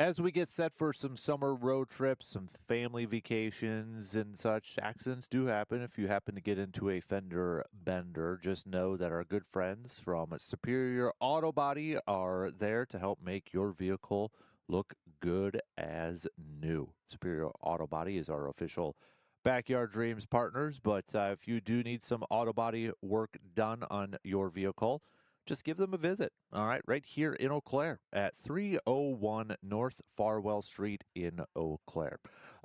Speaking of Backyard Dreams, Superior Auto Body is also part of our Kasper Classic sign-up. Still continues. I just got the notification that our tumblers or free gifts are coming, so those are going to look sweet. Get 20-ounce baseball-themed tumblers with the podcast on there. So won't have a podcast episode today. I'm just telling you this live here, too, because but I would like to get into a rhythm where every Friday we drop a new episode. Yeah. Such. It's just kiddo's got family for his birthday coming shortly after I get off air to take him out for lunch for his birthday next week. So the big old 9 a week from today. So 1 year away from double digits. Hey, I look at it this way. He's halfway to 18 already. Yeah, exactly. So You got a party coming up next month for your birthday, right? we're going to do a tailgate Thursday. I'm going to call it. So tailgate Thursday at the Express game. So we kind of got rained for our first tailgate Thursday, which I think screwed it up a little bit. Yeah. So what we're going to do here now is, you know what? Our next one is July 16th, which is the day before I turn 40. So And you're old. I know. So we're going to do the pregame to 40 tailgate party, July 16th. I know it on the website says 5:30. I think we got to be there a little earlier. So 4 o'clock, I'm going to get the spot. There's a perfect spot at Carson Park right towards the front where there's this grass patch. Yep. You know what I'm talking about. I know. Yep. So I'm going to get that. I'm going to park the mobile man cave there, and we're going to set up. We're going to have some games. I think Josh, our buddy Josh, is going to do some golf-themed stuff games-wise. So we'll have some of the Express brewskis. Question for you. Yeah. Since it's going to be Yes, I will take some. Since it's going to be your 40th birthday, will you be playing Edward 40 Hands?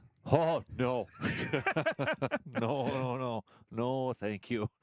I'm too old for that now. No, I've never done that. Neither have I. I'd never want to do that. No. Nope. No, thank you. No, I just got this. I don't know why that gave me chills, but it's like that just sounds painful now. I just think back to our softball days.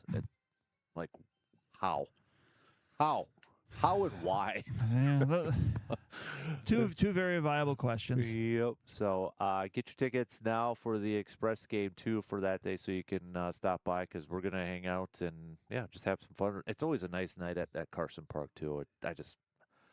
Over the years, my affinity for baseball has really gotten bigger.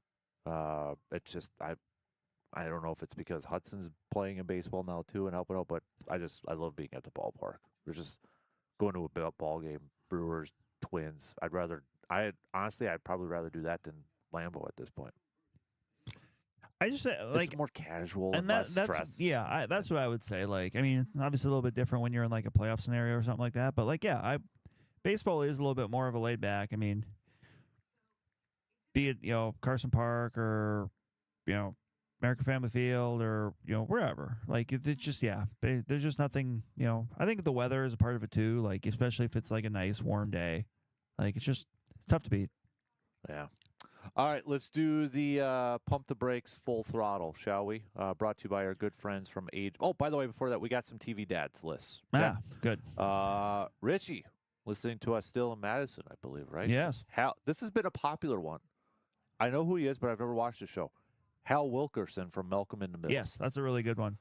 So Richie brought him on there. Surveyor Sam says, don't forget Dan Connor. Yeah. Roseanne. Yeah. Hal from Malcolm in the Middle. Yep. Homer Simpson. Phil Dunphy from Modern Family. And Al Bundy, which we mentioned. John has his top 5. Tim Taylor, Dan Connor, Hal again. Yeah. Danny Tanner, and Red Foreman. There you go. Are you a Malcolm in the Middle? Like, I've seen... Yeah. Yeah, like I really liked the show when I was younger. Like I it's one of those shows that I probably should just go back and watch. Yeah. But no, yeah, that's a good one. Like Hal was, I mean, Hal was a really good dad. Yeah. That's because that's what's Bryan his Cranston. Bryan Cranston. Thank you. Yes. Yeah, before he became. I like that there's people that tried to connect, like, well, you know, the Hal character to Walter White, like, oh, maybe he would, you know, like, I'm like, it is funny just to see that leap, just for Cranston being a character. Like, it's not often you go from being like goofy TV dad to, well, Walter White. Mm-hmm. Yeah, right. Shows the range. Well, and then Seinfeld, the dentist. Speaking of John, he did have a pump the brakes full throttle. Pump the brakes full throttle. If we're trading Giannis, we can't do a half-baked rebuild. Is it full throttle on moving Bobby Portis and everyone else over 25 to completely clear the books, or do you pump the brakes and keep the veterans around to help Jenkins establish a culture? I would say full throttle on you. You at that point you're kind of starting over. I think a little bit. I mean, you're keeping guys like Ryan Rollins or guys like that are younger that you can still have as cornerstones. But I would agree that like it's almost like you almost have to. I feel like do it that way because if you're trading Giannis but then keeping everybody else, again, isn't that kind of like a half-baked way to do it? Yeah, I do. I think if you're doing it, yeah, you're cleaning out and you're just kind of trying to restock. Mm-hmm. I would agree with you. I think if you're honestly with the culture stuff, I get it, but at the same time, you got a new coach. I don't know if keeping some veterans around would help. Let the coach establish that with some of the newer guys coming in. You know what I mean? Kind of sort of, and I just if you're gonna get rid of Giannis, I shouldn't say get rid of him, but if you're gonna trade Giannis, just go all in and just move on from everybody. And we talked a little bit earlier about Walter White. If I can steal a quick quote from probably my favorite character on Breaking Bad, which is Mike Ehrmantraut, no more half measures. Mm-hmm. Yes, that's a very very appropriate quote for that. Pump the brakes full throttle. Because I will admit, U.S. Open is going on. Yeah. But popularity or the attention is pump the brakes full throttle. Golf has a popularity problem right now. Or is it just because World Cup is going on, so it's getting some of the attention? I'll pump the brakes a little bit. I do think that there's just a lot going on right now. I also, when they made the changes to the majors, like obviously everyone loves the Masters. I really love the Open. Mm-hmm. The British one. Yes, the Open. But like maybe it's just because it's overseas. It's always on like early in the morning. Yep. Like you can just watch it in the morning. Yep. But like those are my two favorite ones. Like it's always goofy to me now that the PGA Championship's in like May. Yeah. Like that should be in the fall sometime. But I get they wanted to move away because fall's busy. Mm-hmm. But and there's a long gap between the Masters and U.S. Open. Yeah. April to June. But I kind of like that. I think it's I don't think you want to be in the shadows of the Masters. So I think that's that nice gap to kind of reset it all. So, and look, obviously, golf is always, until they find the next one, is going to have that kind of post-Tiger conundrum. Mm-hmm. Because there's just nobody that draws like Tiger. Right. There's great golfers. Like, it's not, the problem is that there isn't good golfers. Mm-hmm. But there's more to it than that. Right. I don't know if it was just, maybe I missed out on it. It was like, oh yeah, it's like, because I was thinking, I'm like, isn't the USO? It's Father's Day weekend. Isn't that But yep, there it is, Shinnecock too, of all places. So, did you see the stat about people on the moon and Shinnecock? How many people have hit under par? No. Okay, I got to bring this up. This is a wild stat. Because I believe it came from Dan Kasper Show. I believe there is more people who have walked on the moon than who have hit under par at Shinnecock. I believe that's what they're saying. What it is. I got to find this out here quick. I'll double check it, but I don't know if that's legit or not. So I don't want to go out there and It sounds like a really fun stat, though. It doesn't it? Because I think that was like part of their poll question. Yeah. Did you know? This was from that more people have walked on the moon than have shot under par at the Shinnecock Open. Jeez. Yeah, get the Kasper Classic there. I know, right? That we might have triple digits that win that one. So, all right, pump the brakes full throttle. Let's say Jacob Mizrowski gets a win tonight. That'll be his 9th in the season. Pump the brakes full throttle. He'll hit 20 because we're not quite halfway. I'm gonna still say pump the brakes. Okay.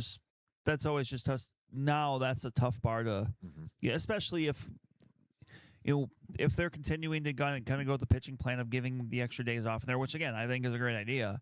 Like that's just going to give you fewer opportunities to get to 20.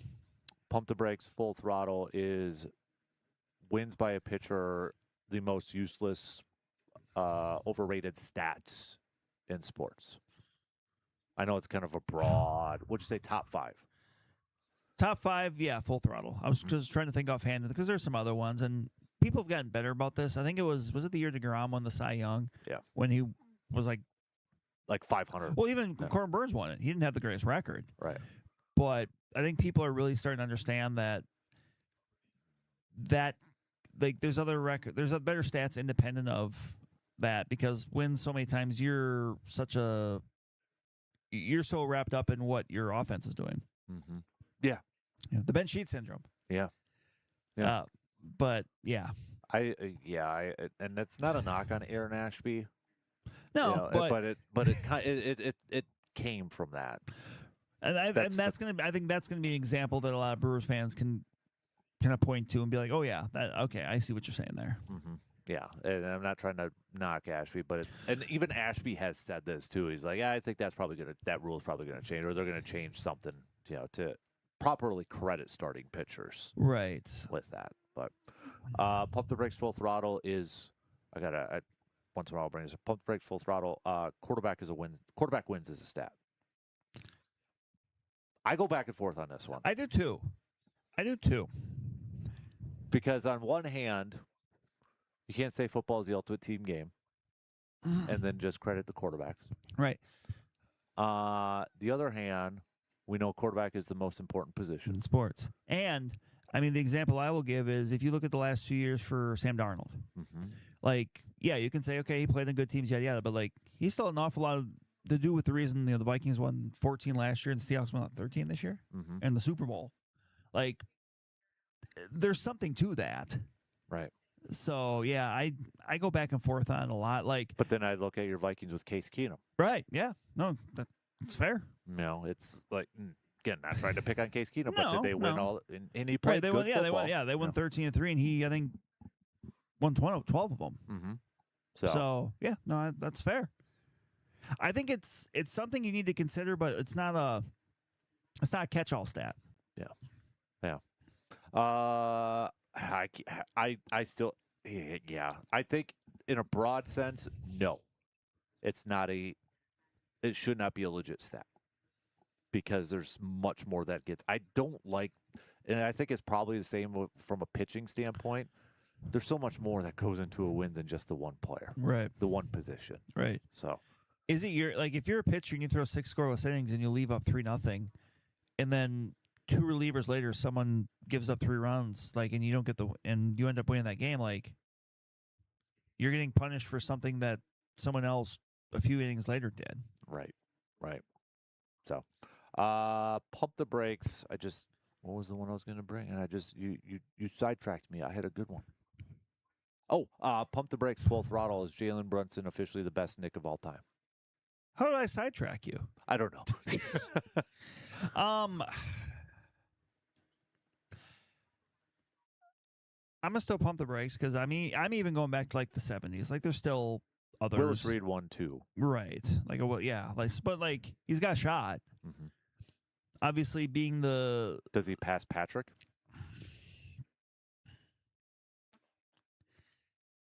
He might. It's tough to say because obviously we grew up in that era.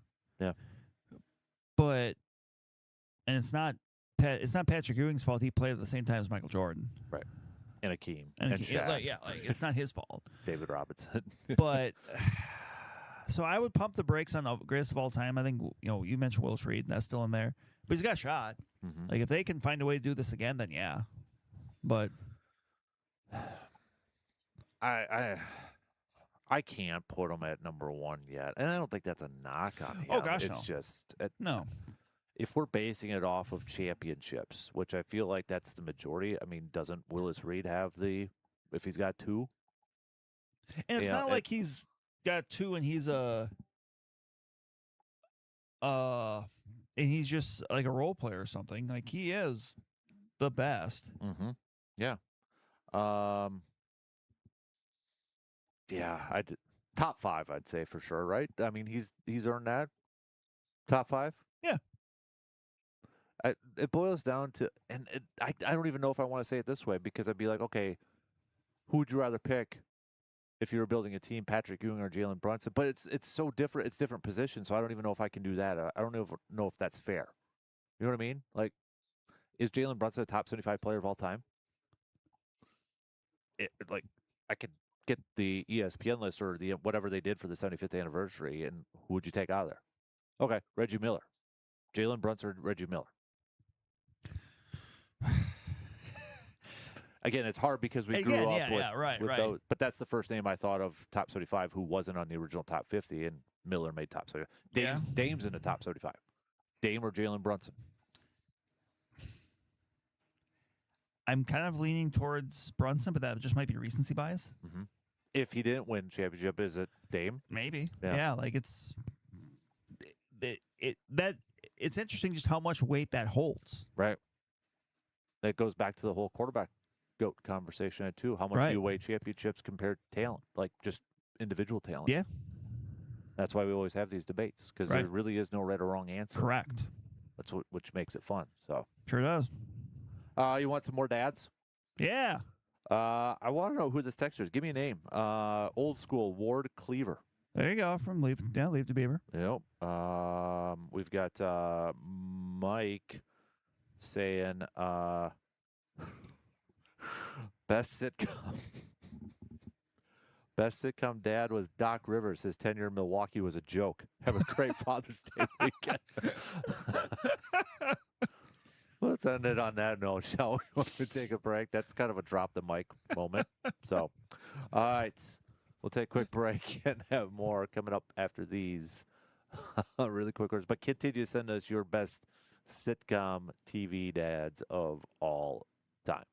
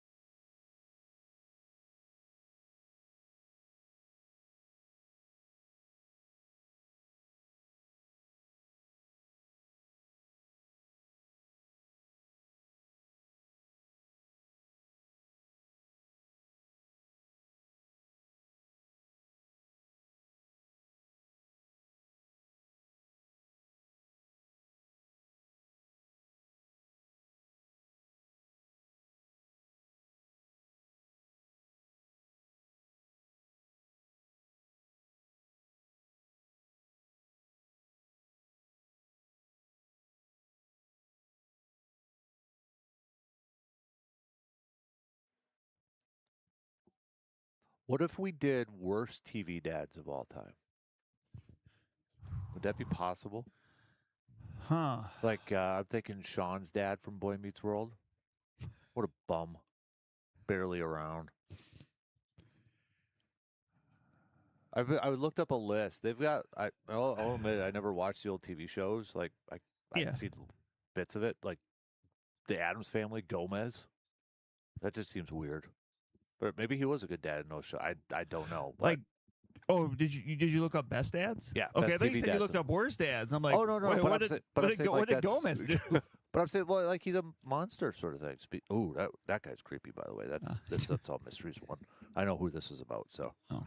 Yeah. It's like You've seen them all at this point, right? Oh yeah. Yeah, that guy. It was like some.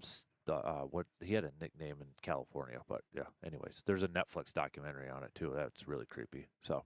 It looks like Jim Morrison plus meth. Yeah, the Night Stalker. That's what it is. Yep, the Night Stalker. So, that would be a bad dad if he was dad too. So, Yeah. but Bad TV dads. I am thrown in for consideration. By the way, I know he wasn't a dad, but since Philip Banks is a father figure and dad, Mr. Feeney. Yeah. Mr. Feeney. Yeah. And he's still around. Fun fact: Mr. Feeney's wife's from Wisconsin Rapids. Really? Mm-hmm. And she's an actress too. She was Tim Taylor's mom Oh, in Home Improvement. Small world. Yep. Yeah. So, there. The more you know. Never mind. I thought of one, but it was a movie. Ooh, just throw it out there. I was thinking about the dad from Talladega Nights, Ricky Bobby's dad. He is. That would be a bad dad. He is not a good dad. I did see Ron Swanson made a top 5 list from Parks and Rec. For dads? Best sitcom dads. Because he's very like. But he's very fatherly, but like. He does have a couple kids. Yeah. Like later, yeah. Later. Yeah. But he's like, straight up. Hey, I would like to learn some wood carving or wood building skills from him. So, but all right, keep them coming if you got some. I was trying to think of some bad ones, but I don't know if there really is. Frank Lambert from Step by Step was kind of weird. He was really into. I won't say it anymore. Never mind. I mean, if you think about that show, and you think about that used to be a TGIF because I saw a clip. It was Dana when she was asked. It was just a recent interview, like why it made why that show was so popular, and she alluded to the fact that it was if you think about the mom and dad, how they were so excited to always into. Never mind. You don't know what I'm getting at? They appreciate each other's company a lot. Gotcha. Yeah. And now you think about it as a kid, like that wasn't probably the most appropriate thing to watch when you were, watching TGIF. Hey. And that. But shout out Suzanne Summers. we should have done this for Mother's Day.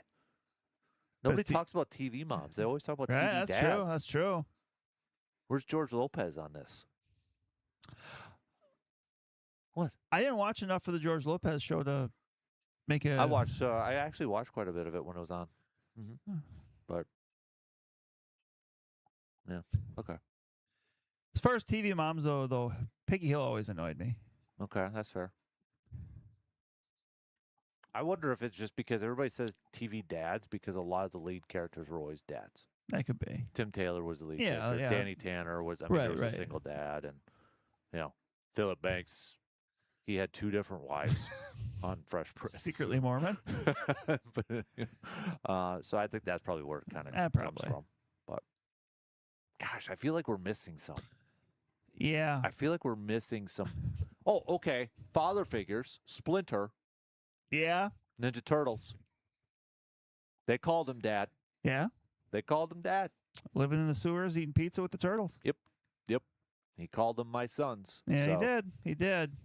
You were laughing. But who'd you think of? I'll tell you off air. Oh, jeez, it's inappropriate again, probably. So, all right. So we've got. Let's get back to some more baseball talk here as we start to wrap up the third hour here in a little bit. We do got to take one more break, but we got Miz on the mound. We've got Kyle Harrison tomorrow, and then Robert Gasser coming up on Sunday.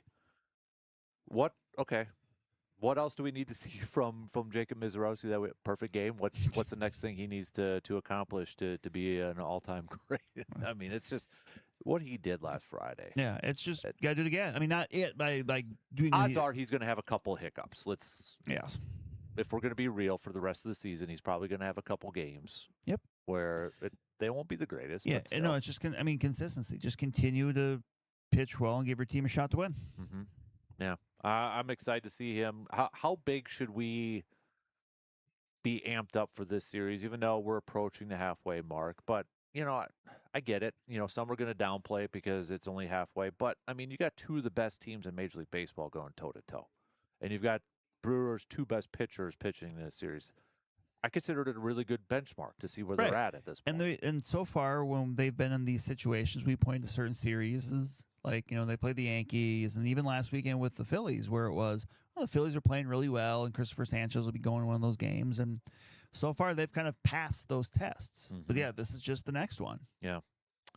All right, we got more dads here. I might as well get to these because we got to take another break. How dare this person say Al Bundy for dad? Bad dad. Come on. He scored 4 touchdowns in the Chicago City City Championship game. All he tried to do was make a living as a shoe salesperson. Yep. And support his family. Surveyor says if we're going bad dads, Will Smith's dad and Fresh Prince's dad. We all know that episode where Will Smith. Why don't you want me? Yeah, why don't you want? Why does he want me? Yeah, that was John Redcorn. Who's that? Who am I missing? That's a great one for a bad dad. Who is it? That is Joseph Goebbels' biological dad on King of the Hill. Oh, so you know that one. Okay. Yes, so that's a great one. I wouldn't know. That is a great one. Yeah. A couple people have chimed in on this one, including your mom, Andy Griffith. Andy Griffith? Yep. Andy Griffith. Sorry. Yeah. Andy Griffith. So that has been one that has been mentioned. Red Fox or Archie Bunker. Is that good or bad ones? I'm assuming Archie Bunker's a good one, right? Peter Griffin as one of the worst. Family Guy? Yeah. I've seen that a little bit. I can see that like. What are some cartoon ones that would be? Yeah, that's what I'm trying to. Yeah. Or animated. Is that the proper word? Not cartoon, but animated. Yeah. Oh, Bluey's dad. I like that guy. Who? Bluey's dad. Bluey's dad. What's his name? Steve? No. Anybody who has a young kid, Hudson used to watch it, even though he does not admit it anymore. He denies it to this day that he does not. Boy. But I'm like, no. It's okay. No, it's okay to admit. And I think that's just something that'll come with age. What is Bluey's dad's name? You're gonna look it up. Yep. And it's right there. Bluey's dad is Bandit. Should have known that. It's a dog name for crying out loud. God, Bandit. Yep. That top dad. He's awesome. He's got some inappropriate jokes too. So for a kid show. All right. Keep them coming. This is a good one. Nice job. Surveyor might get cream of the crop for coming up with this topic idea. Yeah. I feel like we're still missing plenty. Let's go old school, way back. I was wondering if anybody was going to say Andy. I was thinking about that a little bit earlier. He took the kid fishing. Yeah. While whistling. Walking down the road. Mm-hmm. I got a couple banjo fishing poles hanging up right there. We could recreate it. You want to be my son? You're older than me, so I got to be the son. Yeah. And I've got the gray hair, so. Yeah. No, I got some gray too, so and the beard too. All right, we'll take a quick break. We'll be right back after these few words.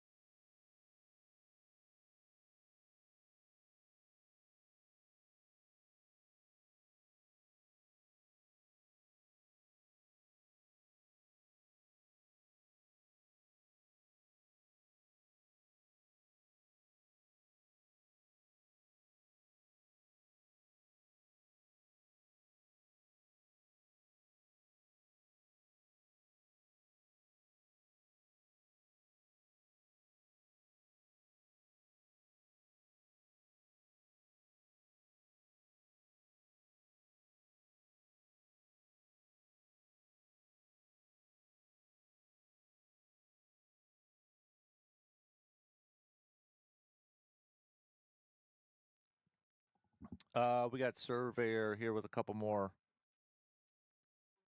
Great TV dad, Dale Gribble. Do you know who that is? Yeah, that's another King of the Hill. I Okay. feel like You and Surveyor must he be could like... just he could just make any King of the Hill reference. I'm gonna think it's a great one. But no, like Dale had his eccentricities, but yeah, Dale was, I think generally he was a good dad. He says, bad TV dad, Cotton Hill, but only to Hank, not GH. another King of the Hill. I figured that one had to be with the last name. So. Yeah. Aaron is chiming in with Earl Hoffit, Beavis and Butthead's dad, voiced by David Letterman. I'm assuming that's a bad dad then. Yeah, bad okay, dad. Yeah. Well, what's wrong with Beavis and Butthead? They're two outstanding They're fine, outstanding young citizens of Highland, Texas. Oh, man. The one I thought of during break, it's not really a TV dad, but, I mean, he kind of said it. I was going to say the Yankees to Pedro Martinez. The Yankees are my daddy. Yeah. I don't know if that would be good or bad, but probably bad for a bunch. I mean, ultimately, it worked out well for Pedro. It did. So after he threw Don Zimmer down. That's still one of the most awkward sports moments of all time. I mean, I could still picture this. This old man getting thrown down. But first of all, what's Don thinking? You know, like what was he gonna do? You know what I mean? Like what was he gonna do to Pedro? That is a weird alien looking body right there, by the way. Yeah, we've got unsolved mysteries going on behind us. So it's Area 51. Well, if you want to play by we play. can just look back at this TV at any time, and you could literally see anything. Yeah, I'm trying to find the clip of the one that I literally made me start laughing. Yeah, he started laughing, and he explained it to me. It is bad. It's really bad. So again, would Walter White be considered a great dad or a terrible dad? He made a list. Because he look at the lengths he went to try to take care of his family once, obviously, he was diagnosed with cancer. Mm-hmm. But at the same time, he kind of put his family through heck. So that would be one where, like, I could hear either side of it. Mm-hmm. Well, I'll be honest. I've not watched an episode of Breaking Bad. Okay. So I can't comment on it. But I will. We never got the full story. It would be nice to see a revisit what Dwight Schrute would have been like to Philip. Yeah. You know, what kind of dad was Dwight Schrute after all these years? Michael Scott to all the kids that he apparently had to get a second cell phone because of all the photos. We don't know these answers. So I think we got to figure that out. Yeah. But yeah, we'll see. Creed's got to have some kids somewhere, right? Probably doesn't even know about them. Or maybe he does. And he just pretends he doesn't. Maybe that's why he's always hiding. You know, Jim Halpert, though, wasn't, I don't think, a great dad. He was always gone, trying to chase his dreams and leaving Pam with the kids. So that's, I think, and I watched The Office, like, later on. Like, I didn't watch it when it was running. Mm-hmm. But that was always kind of my takeaway, is like, I don't know if Jim was necessarily, like, the good guy all the time. Yeah. Everybody, that's a very, like, we could get into and an also office debate. Yeah, go ahead. Like, people didn't like Pam because she was too whiny. Well, my other thing is, like, I'm sorry, but I would have, if I was Jim, would have much rather been interested in Karen. Yeah. Yeah. Okay. Well, no. Okay, Dan, okay. I'm trying to think. Well, yeah, okay. Well, we'll see if we get any more coming our way. So you can text those on over 715-830-1912. I was wondering if somebody was going to say this one too. Pa Ingalls and John Walton for great dads. Good night, John boy. God, I remember watching it all the time as a kid. I had to. It was always on the TV. What was the Happy Days dad? Oh, Mr. C. Was it Mr. C? Yeah, what's up? Trying to think. Yeah, Mr. Cunningham. Cunningham. Yeah. Yep. Even though they lost one of their kids, like, didn't in the first season one of the kids just walk upstairs and never come back? Like, I think he just got written off. Yeah. Oh, I didn't know that. I forget his kid. What was his name? Because, I mean, he was kind of a dad to the Fonz, too, a little bit. Like, as a father figure, but, like. Okay. I thought there was like in the first season of Happy Days, they had a kid that like was in the show, and then like he just went upstairs one day and he never came back. Oh, he just got written off. I don't know. I don't. I must be on the wrong episode. I think here. I think you messed it up. Because it was. I mean, really based on how you explained it, it was pretty funny because I only saw the second half of it. Yeah, it was really bad acting. So, all right, I think this is a full-on Roswell alien. Just an alien episode, which it's kind of up your alley, isn't it? Yeah, but I've seen so many of these ones that I don't even know anymore. It's a little ridiculous. So, what? Nothing. Oh, the update. Yes. Okay. Yeah. Yeah. Okay. We can't say. Just interesting. Just how it was labeled. I was not expecting. Oh, yeah. All right. How about this? As we approach this, I mentioned, Pedro Martinez and what? I thought of a great dad. Okay, really quick. Marty Crane from Frasier. Yeah. Yep, that's a good one. Okay, so what I was going to say now is, now I lost track here. Since I said Pedro and Don Zimmer, how about let's have a little fun with this one and do the who is considered a sports dad because they own a team. So, like somebody mentioned Aaron Rodgers to the Bears. So, yeah. Okay, yep. but like, what's like the sports version of like Michael Jordan, probably the dad to the Utah Jazz or something like that. Right. Yeah. Something like or that. What are some or good the ones? Knicks. Yeah. No. Michael Jordan, basically everybody in the 90s. Yeah. Right. So yeah, that's a good one. put it maybe in a little bit of a sports perspective if we want. So think about it for a little bit. Send those on over. Yeah. So, but we'll talk more baseball coming up in the final hour here as we start to get into the weekend. So, yeah, I only got a minute left to the shotgun here. I was thinking if we had any more, but yeah, nope. Okay. Get creative too. We already got the Aaron Rodgers and the Pedro one out, so let's think of some other ones. Or if you got another TV dad that you want to throw in for consideration, please do. Hit us up, 715-830-1912 on that Shoe Doctors bullpen line, or you can hit us up on the Section 105 chat. I haven't checked that in a hot minute. Let me do that really quick.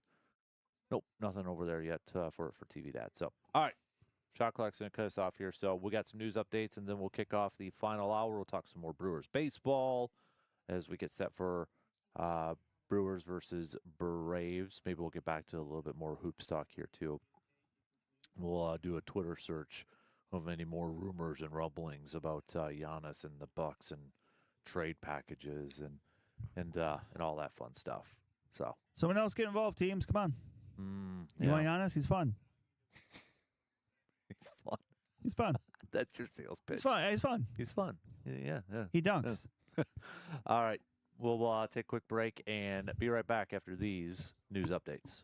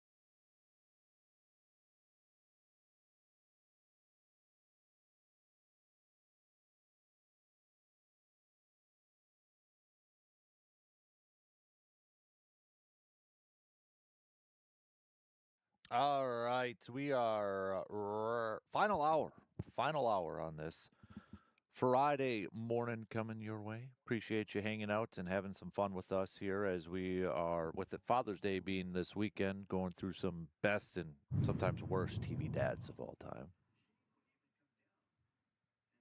I could hear you sighing. It's like, what? We had John texting in here saying, Jesse Duke, the dad of Duke brothers, Dukes of Hazzard. Dukes of Hazzard, yeah. We've got Mike saying the best sports dad, Bill Belichick, to his son Tom Brady, because when Tom left, the house fell apart and Bill got divorced. For what's worth, say Mike, who also picked Doc Rivers. Okay, so Mike's on one this morning. He is. So there you go. You got that one. Kind of on a serious one, I'd probably say Phil Jackson, because that guy as a head coach would come in and just get everything. Like, everybody knew who was the boss. It was Phil Jackson. Right. Got everybody to play nice together. Oh, but Tiger's dad was pretty famous. Yeah. Tiger Woods. I'm just looking at some of my books over there. Trying to think, it's like famous sports dads. Sometimes once in a while you see that. Yeah, like the dad. And, well, like Michael Jordan's dad was. People knew who he was. Like. Trying to think of some other ones. Ken Griffey Jr. Yeah, because he played with his dad. So I mean, there's that one. So yeah. All right. Well, keep them coming if you got any more. We got Brew Crew starting a series tonight with the Braves. We've got Bucks rumors and rumblings. And is there a team though, Brandon, like from a fan perspective, that you don't want to see Giannis go to, or do you just want best? I think we all want best deal possible. Best deal possible, but from a fan standpoint, I don't know. I kind of don't like Miami. Yeah, and I don't know why. I mean, they beat the Bucks in 2020 and in the bubble Mickey Mouse playoffs, but I don't know. But I don't think there's any I guess of all the ones that have been rumbled, the one I really wouldn't want would be Boston. Mm-hmm. Plus, I don't know if there's talk about maybe Jaylen Brown being included. I just don't think that trade matches up. And then maybe there's a third team in there, whatever. But I would prefer it be a Western Conference team, just because we won't have to play Giannis as much. But I don't think there's really anyone that I'm like, oh, I absolutely better not trade him, there. Mm-hmm. I mean, I don't think it would work, because I just don't think the assets match up. But if there's a place I would kind of like him to go, I think it would be Minnesota. Honestly, yeah. That would be fun to cheer for, but I just don't think that what they can offer matches up with what the Bucks are looking for. Yeah, I would agree with that. I think a lot of us that have kind of thrown that question out this week said Minnesota would be kind of fun with him and Anthony Edwards, and still being close. I mean, still being close in hand and stuff like that. But I don't think they have the younger assets or premium draft capital to match it up. I would agree. But all right, so this is going to be the last time I talk to you before the draft. Do you feel like by the time I talk to you next Friday, Giannis is still in the Bucks? I'm going to say yes. Yeah. I think it's just going to have trending in that direction. So I'm going to say yes.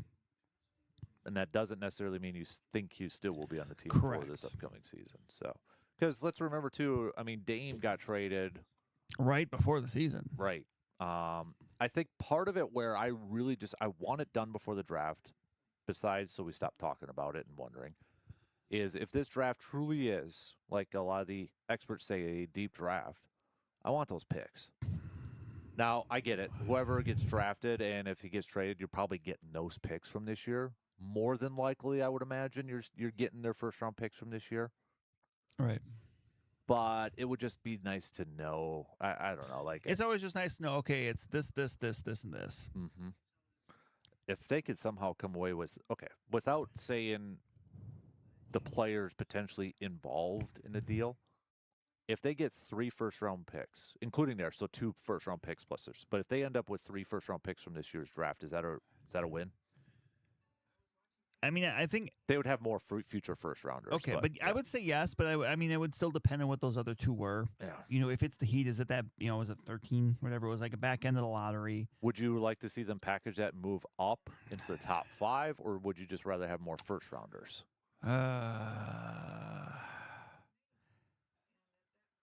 That's a good question. I don't know. Yeah. I don't think I have a sharp opinion one way or the other, because I think you can make the case for both. Yeah.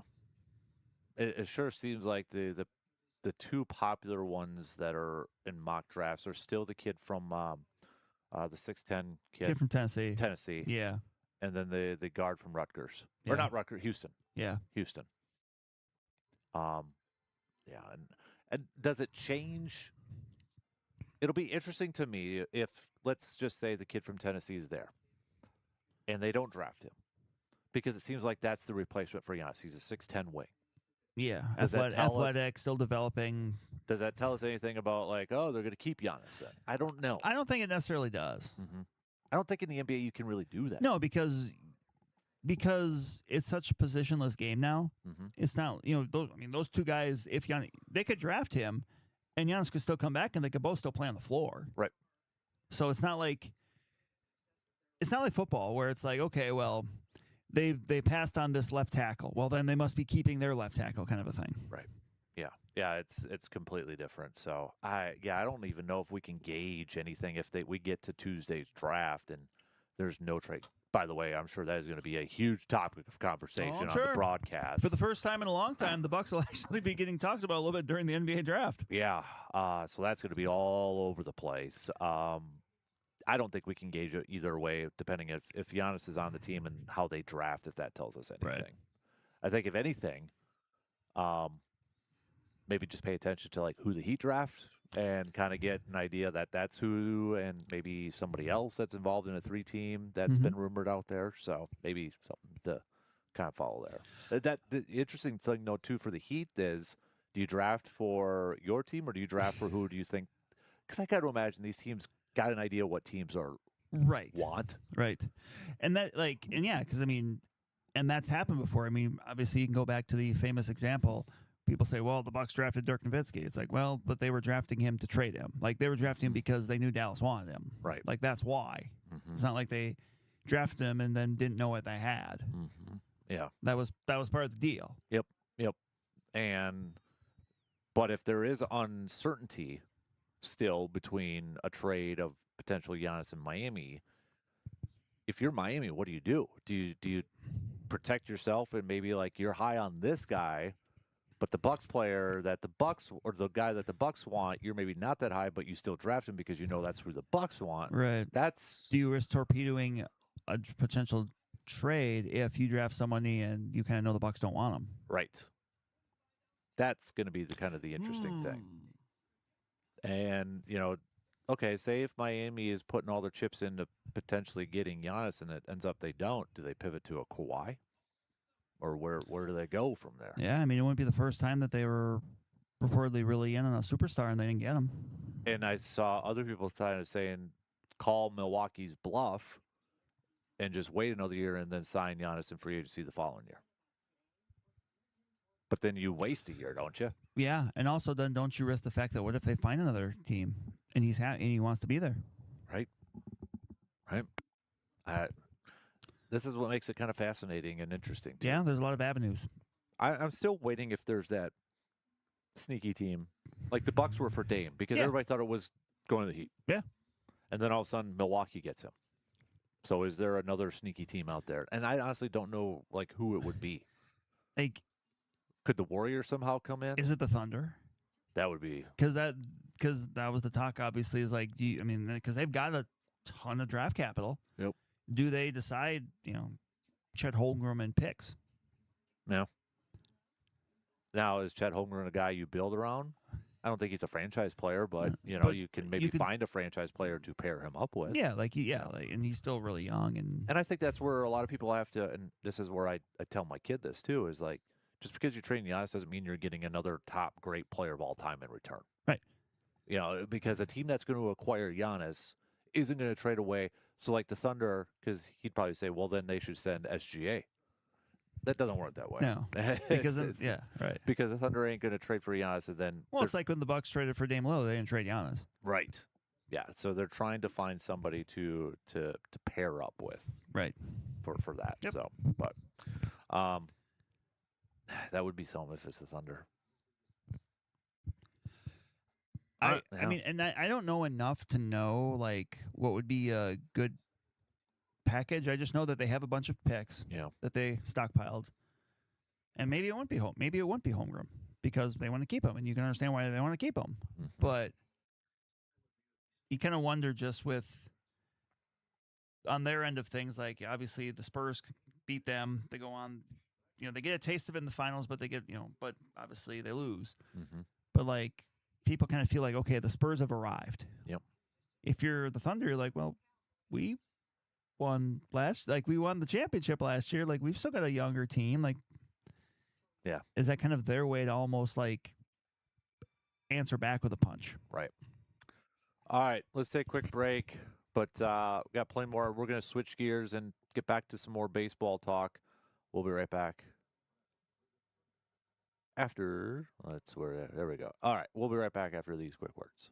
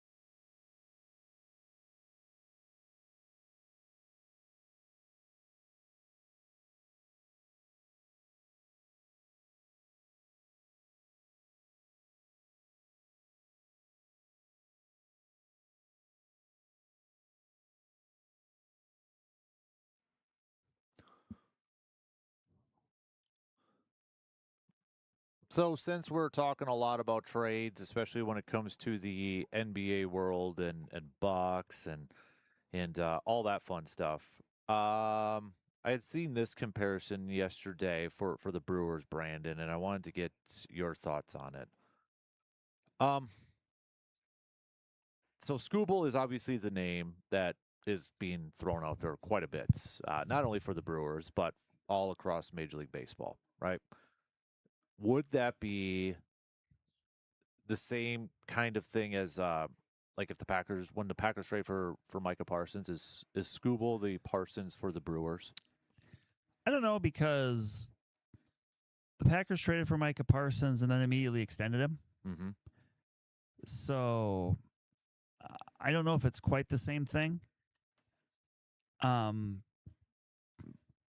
yeah, I think that's a comparison that I think I don't know. It'd be a little bit tougher to kind of wrap my head around it, because at least Green Bay then signed Micah Parsons, right? And that was part of that's part of why they were willing to give up what they did, because they knew it wasn't just for 1 year. Mm-hmm.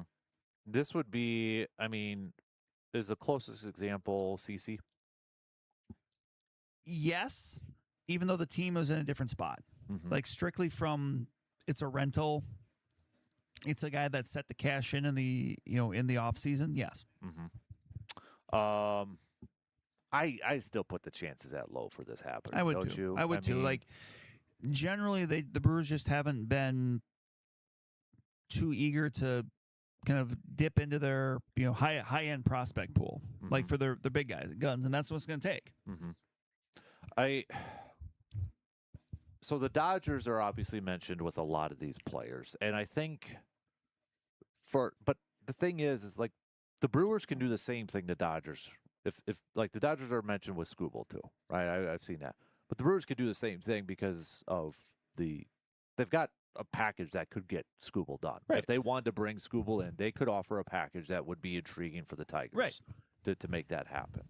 And I think that's the one thing that the Brewers can compete with the Dodgers in this aspect. It's one of the rare times where the Brewers can put together an offer for something that is as competitive as the Dodgers. Mm-hmm. And it's because it's not involving money. It's involving prospect capital. Right. Now, and I know we've kind of had these discussions before, but it's like, is it time that the Brewers dip into their savings accounts and pull this up? Now, I think I would say this. I think a lot of fans, not all of them, but I think a lot of them assume that if this gets done, well, then, we're talking World Series. That's not a guarantee. No. But I think maybe the majority of fans just want a chance to increase that opportunity. Right. Is how they view it. Yeah, I mean, they could trade for Tarek Skubal and still end up as the 3 seed in the playoffs. Mm-hmm. It's no guarantee that even with Tarek Skubal, they're going to leap over the Braves and the Dodgers. Right. But I think, maybe it's because we know the Brewers aren't going to spend a bunch of money that we want them to spend in the thing that we know they have. Mm-hmm. Yeah. Oh, I thought you were going to say more. No. Sorry about that. I mean, I can keep talking if you want me to, but no, I mean, here's the thing. I would love it. I think it would be awesome. It'd be good for you for talking about it, yeah. I wouldn't be mad about it. But I don't want to get to a point where at the end of the season we're like, was it worth it? So that's it. And this is something I wanted to ask Dr. Crow was, because I heard his surgery was kind of a new type of procedure to allow him to come back quicker. I'd be curious to know, and I don't think any team's going to want to trade for Scooble right now at this point, because maybe they want to see they want to see what it looks like for a month. Right. And I'd be curious to know, what are the risks, if there are any, with that trade and that type of injury? Mm-hmm. And does that make a team like the Brewers? Because I feel like the one thing the Brewers, they wouldn't want to take that risk. Right. They're going to be a little more risk averse because, if they're making that big swing, they want it to be a little bit more sure than the Dodgers, because there's only certain ways the Brewers can take a big swing, whereas other teams can take bigger swings in many ways. Mm-hmm. And I think the other part too is the Brewers have one of the best, if not the best, farm systems, and the Dodgers are right there too. But do you trust to build your system back up if you were to get rid of some of those prospects? I think that's, do you trust your front office? Do you trust your system enough to be able to build that? Right. I still think the labor thing in the offseason is such a huge wild card. That looms so large because, and we even saw it yesterday with kind of the proposal from the owners about which would be fundamental changes to like the draft and the development process. Mm-hmm. That with that being such an unknown, if you're the Brewers, do you want to give away some of those guys when you don't know how you're gonna, when you may have to totally, change up how you do things next year because the rules change. Right. I still don't think Skubal, and I think Brewers fans are going to be upset when they don't make the deal, and they're going to see inevitably him he goes to the Dodgers, else. And I'm sure throws a 2-hit shutout in the postseason. So okay, you're Matt Arnold, or you're looking at his team, and you're trying to address what is the biggest need, and do they address the biggest need? Would you address the biggest need via a trade? I mean, to me, the biggest need is still a power hitting third baseman. Mm-hmm. But when you look at that, is that person out there? Right. Right. So then do you move on to the next thing? Yeah. Like you don't reach Matt Chapman. I don't think is contract and everything. Yeah, because he's still got a lot. Like even if the Giants paid down on that contract, that's still, even if it wasn't the amount of money it cost him per year, it would be the length of time you still had to be committed to it. Is that the same? Because I know some Brewers fans are going to have fun with this one, Willie Adames. Yeah. It's the same thing. Yeah. Except the Brewers have more options at shortstop. Mm-hmm. Like, honestly, the Matt Chapman one almost makes more sense than Willie Adames just because. Because I know Willie said he'd be open to third when he was in that free agency, but I mean, that's. And it's just. And I mean, his offensive numbers have gone down too. Mm-hmm. Like, I don't know how much of that is playing in San Francisco, which is a notable pitcher's park. Right. How much of that is just getting a little older? How much of that is, okay, he's, you're playing in a bad team now. How much does that kind of get in your mind a little bit? Right. Don't know. Yeah. But there's just, I don't want him to overspend or push just to get a third baseman if there's not that guy out there. And I don't think there is, unless something happens in the next month where a team just falls off. Right. Like, okay, so I'm just throwing out, for example, this ain't going to happen, but like, okay, all of a sudden Cleveland just stinks and Jose Ramirez is available or something. That would be the dream, but that's not happening. That would, and keep in mind, I mean, Jose Ramirez is one that's also under contract, reasonable. So like that would be one where, for him, I would dip in the prospect pool. Mm-hmm. But again, that's not happening. Right. So, and I can't even think of another third base off the top of my head. I mean, okay, what if the Reds continue their fall? Would you, and I know his numbers aren't great, but would you revisit the Suarez thing? I don't know. Because that was a guy that was a guy in the offseason. A lot of people, including myself, said, hey, take a look.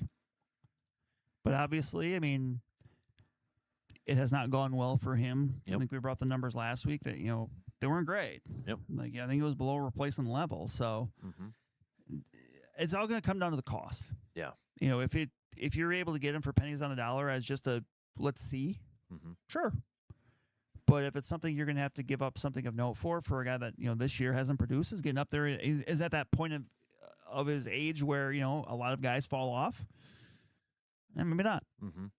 What about a guy like a Luis Castillo?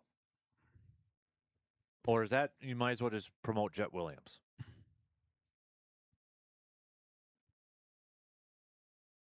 I'm confused because Luis Castillo, I was thinking of the pitcher. No, not. I'm sorry, not Luis Castillo. Oh, okay. Man. No. I'm sorry. No. And I'm thinking of wasn't there the old like second baseman that was also like a. Who was? I'm thinking of the infielder from the Twins. Who am I thinking of? Luis Ariz? No. I was going to say, because he's not a third baseman. Royce Lewis. Royce Lewis, sorry. How do you go from Luis Castillo to Royce Lewis? I don't know. It's Friday, okay. All right. Yeah. I don't know. Like, I know Royce has been hitting a little bit since he came back. Mm-hmm. He's just always been hit or miss, and then the injuries and stuff. That might be just a pass for me. Mm-hmm. And at this point, I don't know. Like, I don't know what his value is. The Twins may want to try to wait until he builds up his value a little bit more before they would trade him. Mm-hmm.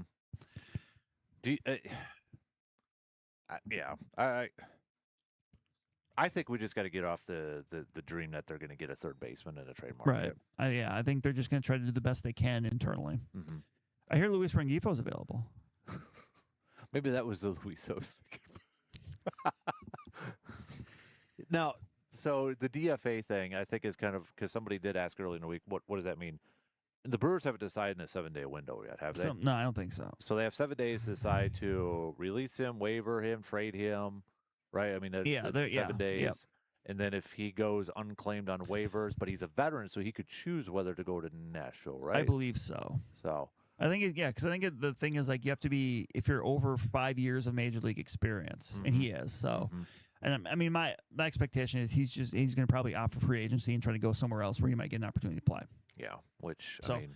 And again, going back to when they signed him in February, I was all in on it. He was one of the guys I wanted them to go after. I mean, but when you're shopping and you're banking on bounce backs, sometimes they don't come. Right. And that's what happened with him. I mean, his numbers are a little more in line with what he did last year versus what he did in 2024.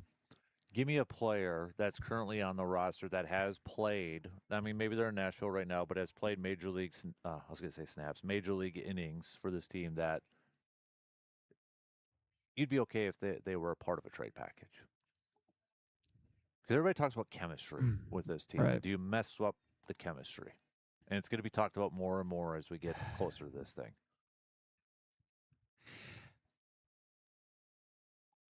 A name I think of, and I think it may draw some opinions, would be Garrett Mitchell.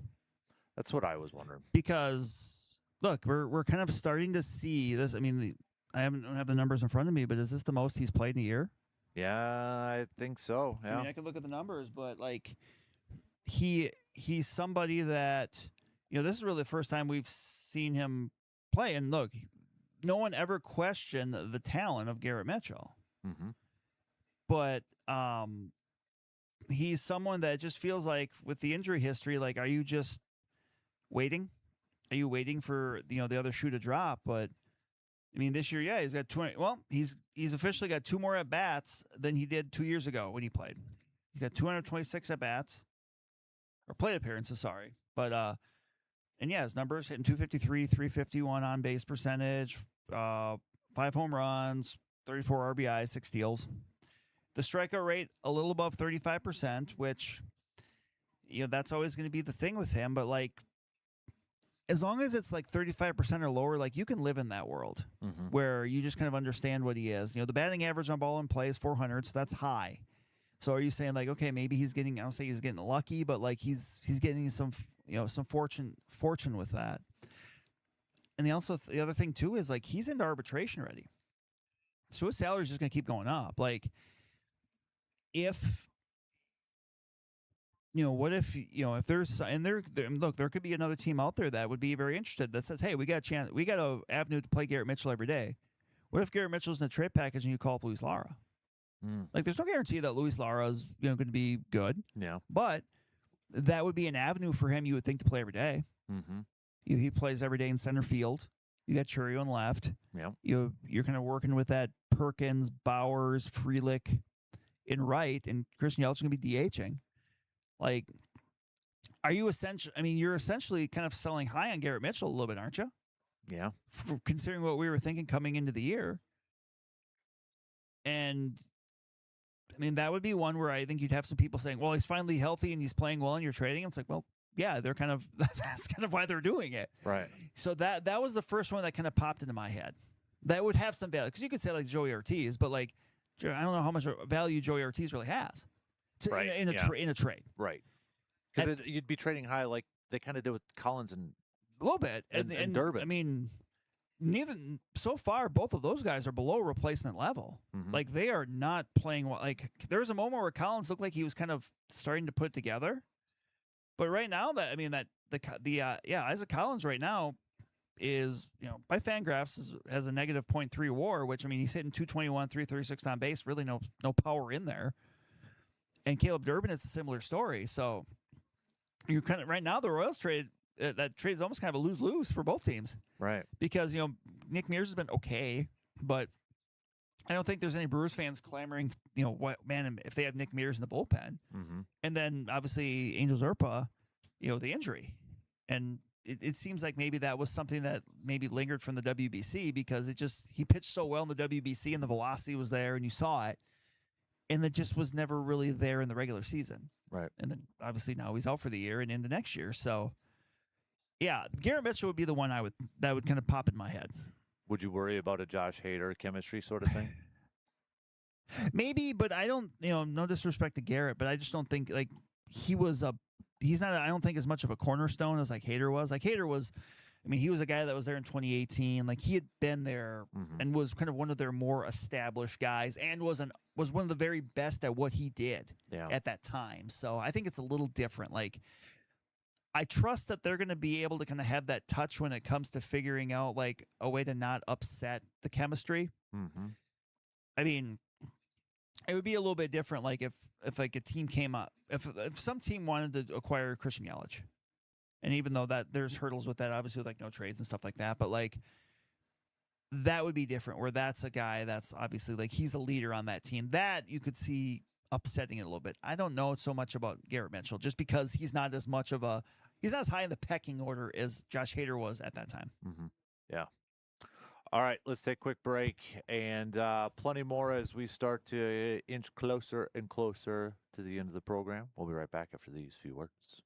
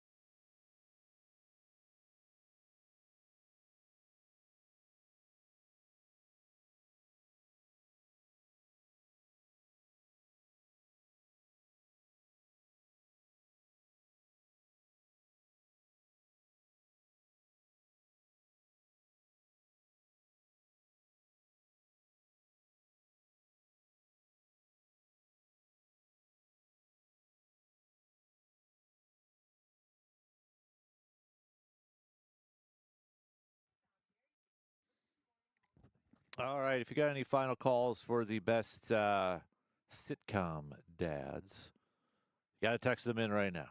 715-830-1912.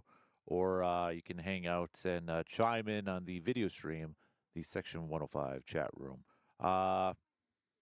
Pat Murphy is a pretty good sports dad, says Mike. So, yeah, he brings his kids to every press conference. He does. So, there you go.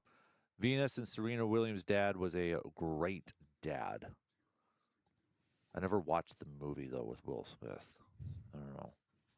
Will Smith didn't look like after. Never mind. There's a joke there, and I won't go there. So that's done. But last call if you want to have a little fun with that conversation. So, and hey, in the last 18 minutes that we got, if there's any dads listening that want a really good Father's Day and they want me to kind of give a plug for them in case their significant others or kids are listening, I'll do that for you too. So, but we'll make some picks coming up here in just a little bit. Barb just said, I think Brewers chemistry is a big thing for the team. None of our guys care about being the top person or needing the attention. Great team with no locker room issues, or it seems like it. Yeah. So if they have them, they do a pretty good job of kind of taking care of it in house. And I think part of that too, I mean, we can kind of see that example with Cooper Pratt coming on board, right? I mean, Yeah. Cooper Pratt replacing Joey Ortiz, who's been there for a couple of years. It seems like Bryce Ferrang really embraced him, and you know, and here's the thing too, it's like Joey, we're all human. We're all human. Joey's probably, he knows the writings on the wall, and he's probably bummed. Yeah. You know, it's like, this kid's taking my job. Right. But at the same time, he probably has to realize I wasn't getting it done at the plate. If I do my job at a high level, this isn't happening. Right. And there's still an avenue for him to contribute. Looks like it's probably going to be, against lefties at third. Which, hey, as you mentioned, there's a couple lefties starting this weekend, so he might get a couple opportunities there. If he starts to hit, even okay, let's say he's majority, and right, it is going to happen that third base. If he starts to hit like he was 2 years ago, is that good enough? I think so. And I'm going to go take a look at the numbers now. But, like, his numbers 2 years ago when he was there, like, I think it was in the spotlight a little bit just because of the everything else. But, like, okay. So 2 years ago when he played predominantly third base, hit 239, 329 on base percentage. Weighted runs created was 105. So essentially that says he was a little bit above average. Mm-hmm. 11 home runs, 11 steals, 58 RBIs, or 60 RBIs in 142 games. By a third baseman standard, that's still, lower end. But when you look at the team, when you look at kind of everybody else in the team, those numbers I think fit pretty okay, and then you're getting good defense at third base. Mm-hmm. Like if he's hitting eighth doing that, or he's hitting ninth doing that, like that would work. It's just the issue is he hasn't come close to that since. Mm-hmm. Yeah, because it wasn't that those 2 years when he was there. I remember times he was batting third in the lineup. Yeah, he was a solid hitter during a lot of stretches for that year. So. Yeah, I think anything right now, kind of where it's at, if there's any sort of improvement, just a little bit, you take that. You take it any day of the week, right? And twice on Sunday. Yeah, because right now you're just, it hasn't. They haven't gotten it. Like David Hamilton's had his moments and stuff, but still, like what he's provided so far, like that wouldn't be good enough. Mm-hmm. Yeah.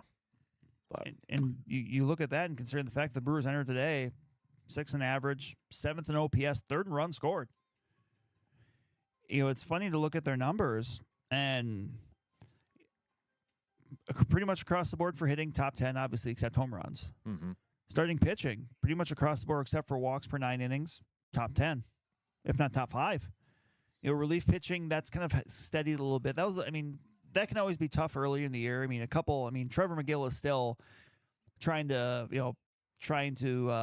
heal from those first couple outings he had that were bad. Yeah. Like that's just the nature of the beast with relief pitchers. You have 1 or 2 appearances where you give up 3 runs and your ERA is shot for 3 months. Right.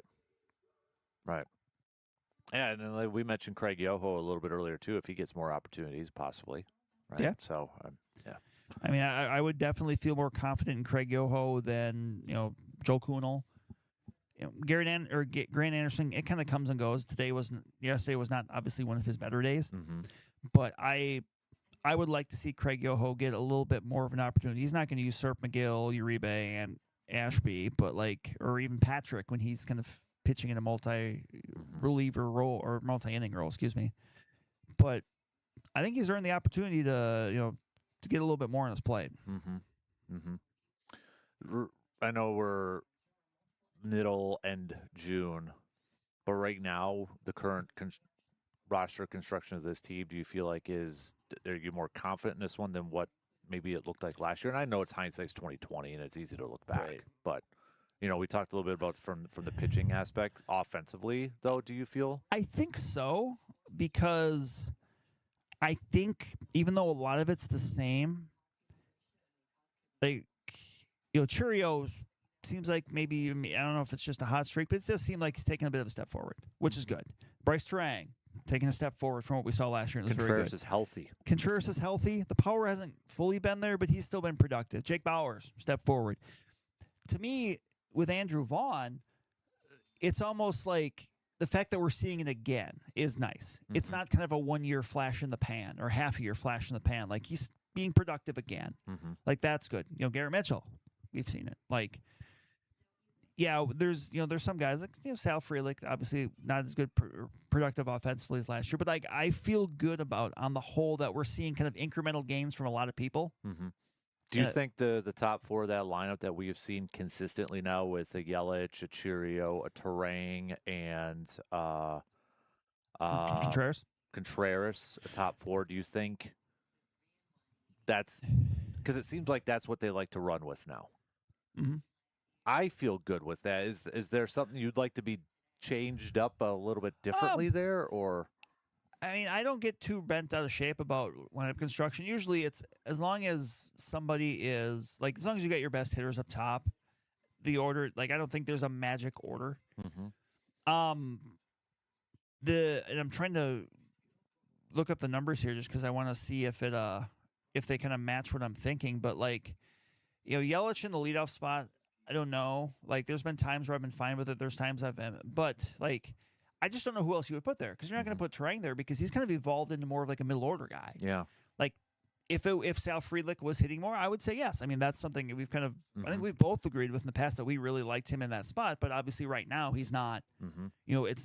But I just don't know who else you would put there. Right. I like Churio in the 2 spot in front of Terang. I just don't know if there's a better option right now. Right.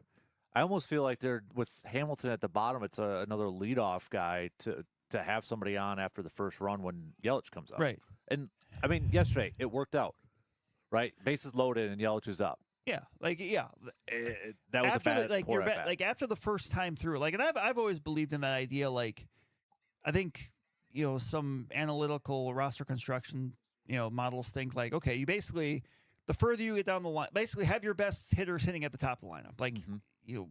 More ABs. Yeah, more just because they get more ABs. But I've kind of been a believer of I would probably maybe flip in theory your 7th best hitter to hit 9th instead of 7th, because I think there's value in having an on base guy at the bottom of the lineup to be on base for the top of the lineup. The Ned Yost putting the catcher. Yeah, and I was always a believer in hitting hitting your pitcher 8th for that reason. Right. But I mean, Yelich's numbers this year, hitting first are fine. I mean, 286, 365 on base, OPS 750-ish. So that's fine.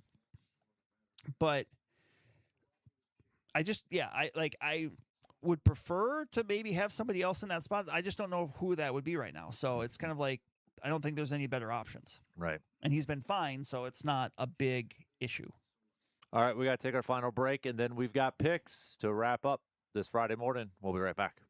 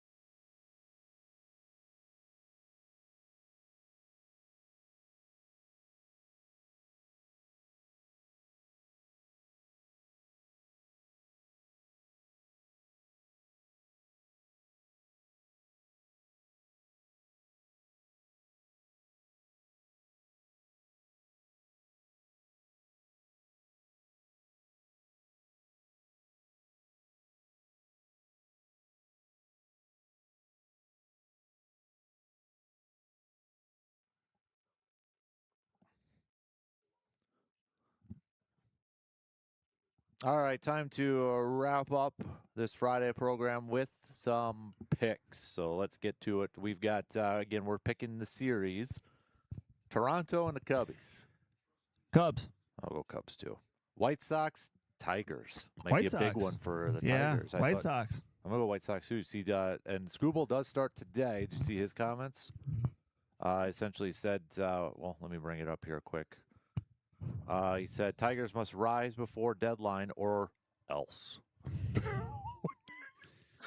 Okay. Or else. Or else. Reds, Yankees. I'm going to Yankees. Yeah, Yankees. Giants, Marlins. Marlins. Washington, Tampa Bay. Tampa Bay. I'm going to go with Tampa Bay. Padres, Rangers. I'll go Rangers. I'll go Padres. Guardians, Astros. Astros. Yeah, I'm going to go Astros, too. Cleveland's a little banged up right now. They're very banged up. Yeah. Like, the Brewers saw them at a good time, but, yeah, they're even got even more banged up. Yeah. Cardinals, Royals. Royals. Ooh, I'm going to go Cardinals. Pittsburgh and Rockies of Colorado. I'm going to go Colorado Rockies of Colorado. Ooh, I'll go Pittsburgh. Let's go Angels, Athletics. Athletics. Twinnies, Diamondbacks. We'll go Twins. They had a big sweep. Mm-hmm. Keep it going. I'm going to go Diamondbacks. Let's go Baltimore and the Dodgers. Dodgers. Boston, Seattle. And then finally, Brewers versus the Braves. This one's tough, but I'm going to take the Braves. Did you take the Guardians last week, too?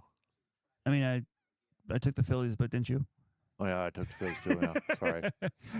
I don't know. I just feeling.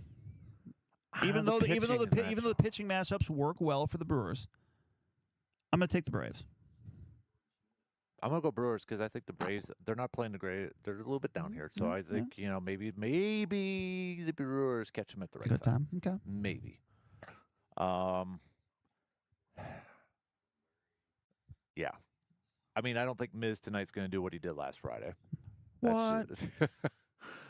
Maybe 11 Ks or something like that, and maybe 2 hits or something, and then what a bum. Just trade him at that just point. Get rid of him for crying out loud. But no, I like the pitching. I'm going to go Brewers for this.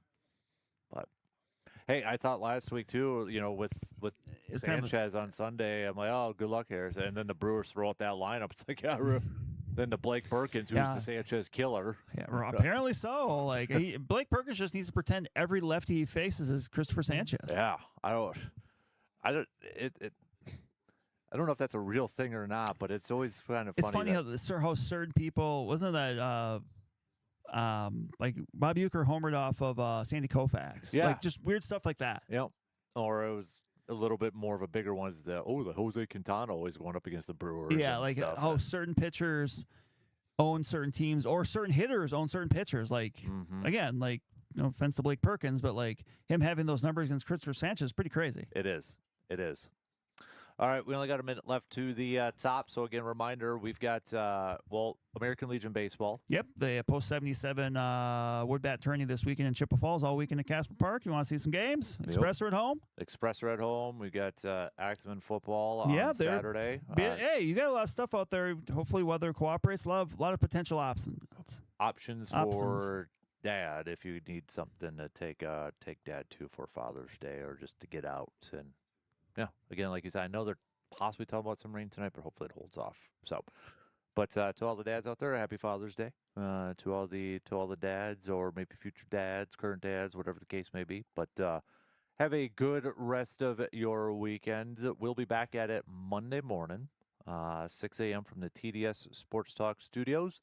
Hopefully, we're talking about a Brewers series win, and then looking ahead to the series against the Reds, and then we'll be a day away from maybe Giannis getting traded. Who knows? So, or not. And we keep going with the whole drama surrounding it. So, all right. Have a good weekend. We'll be again back at it Monday morning, 6 a.m. Talk to you then.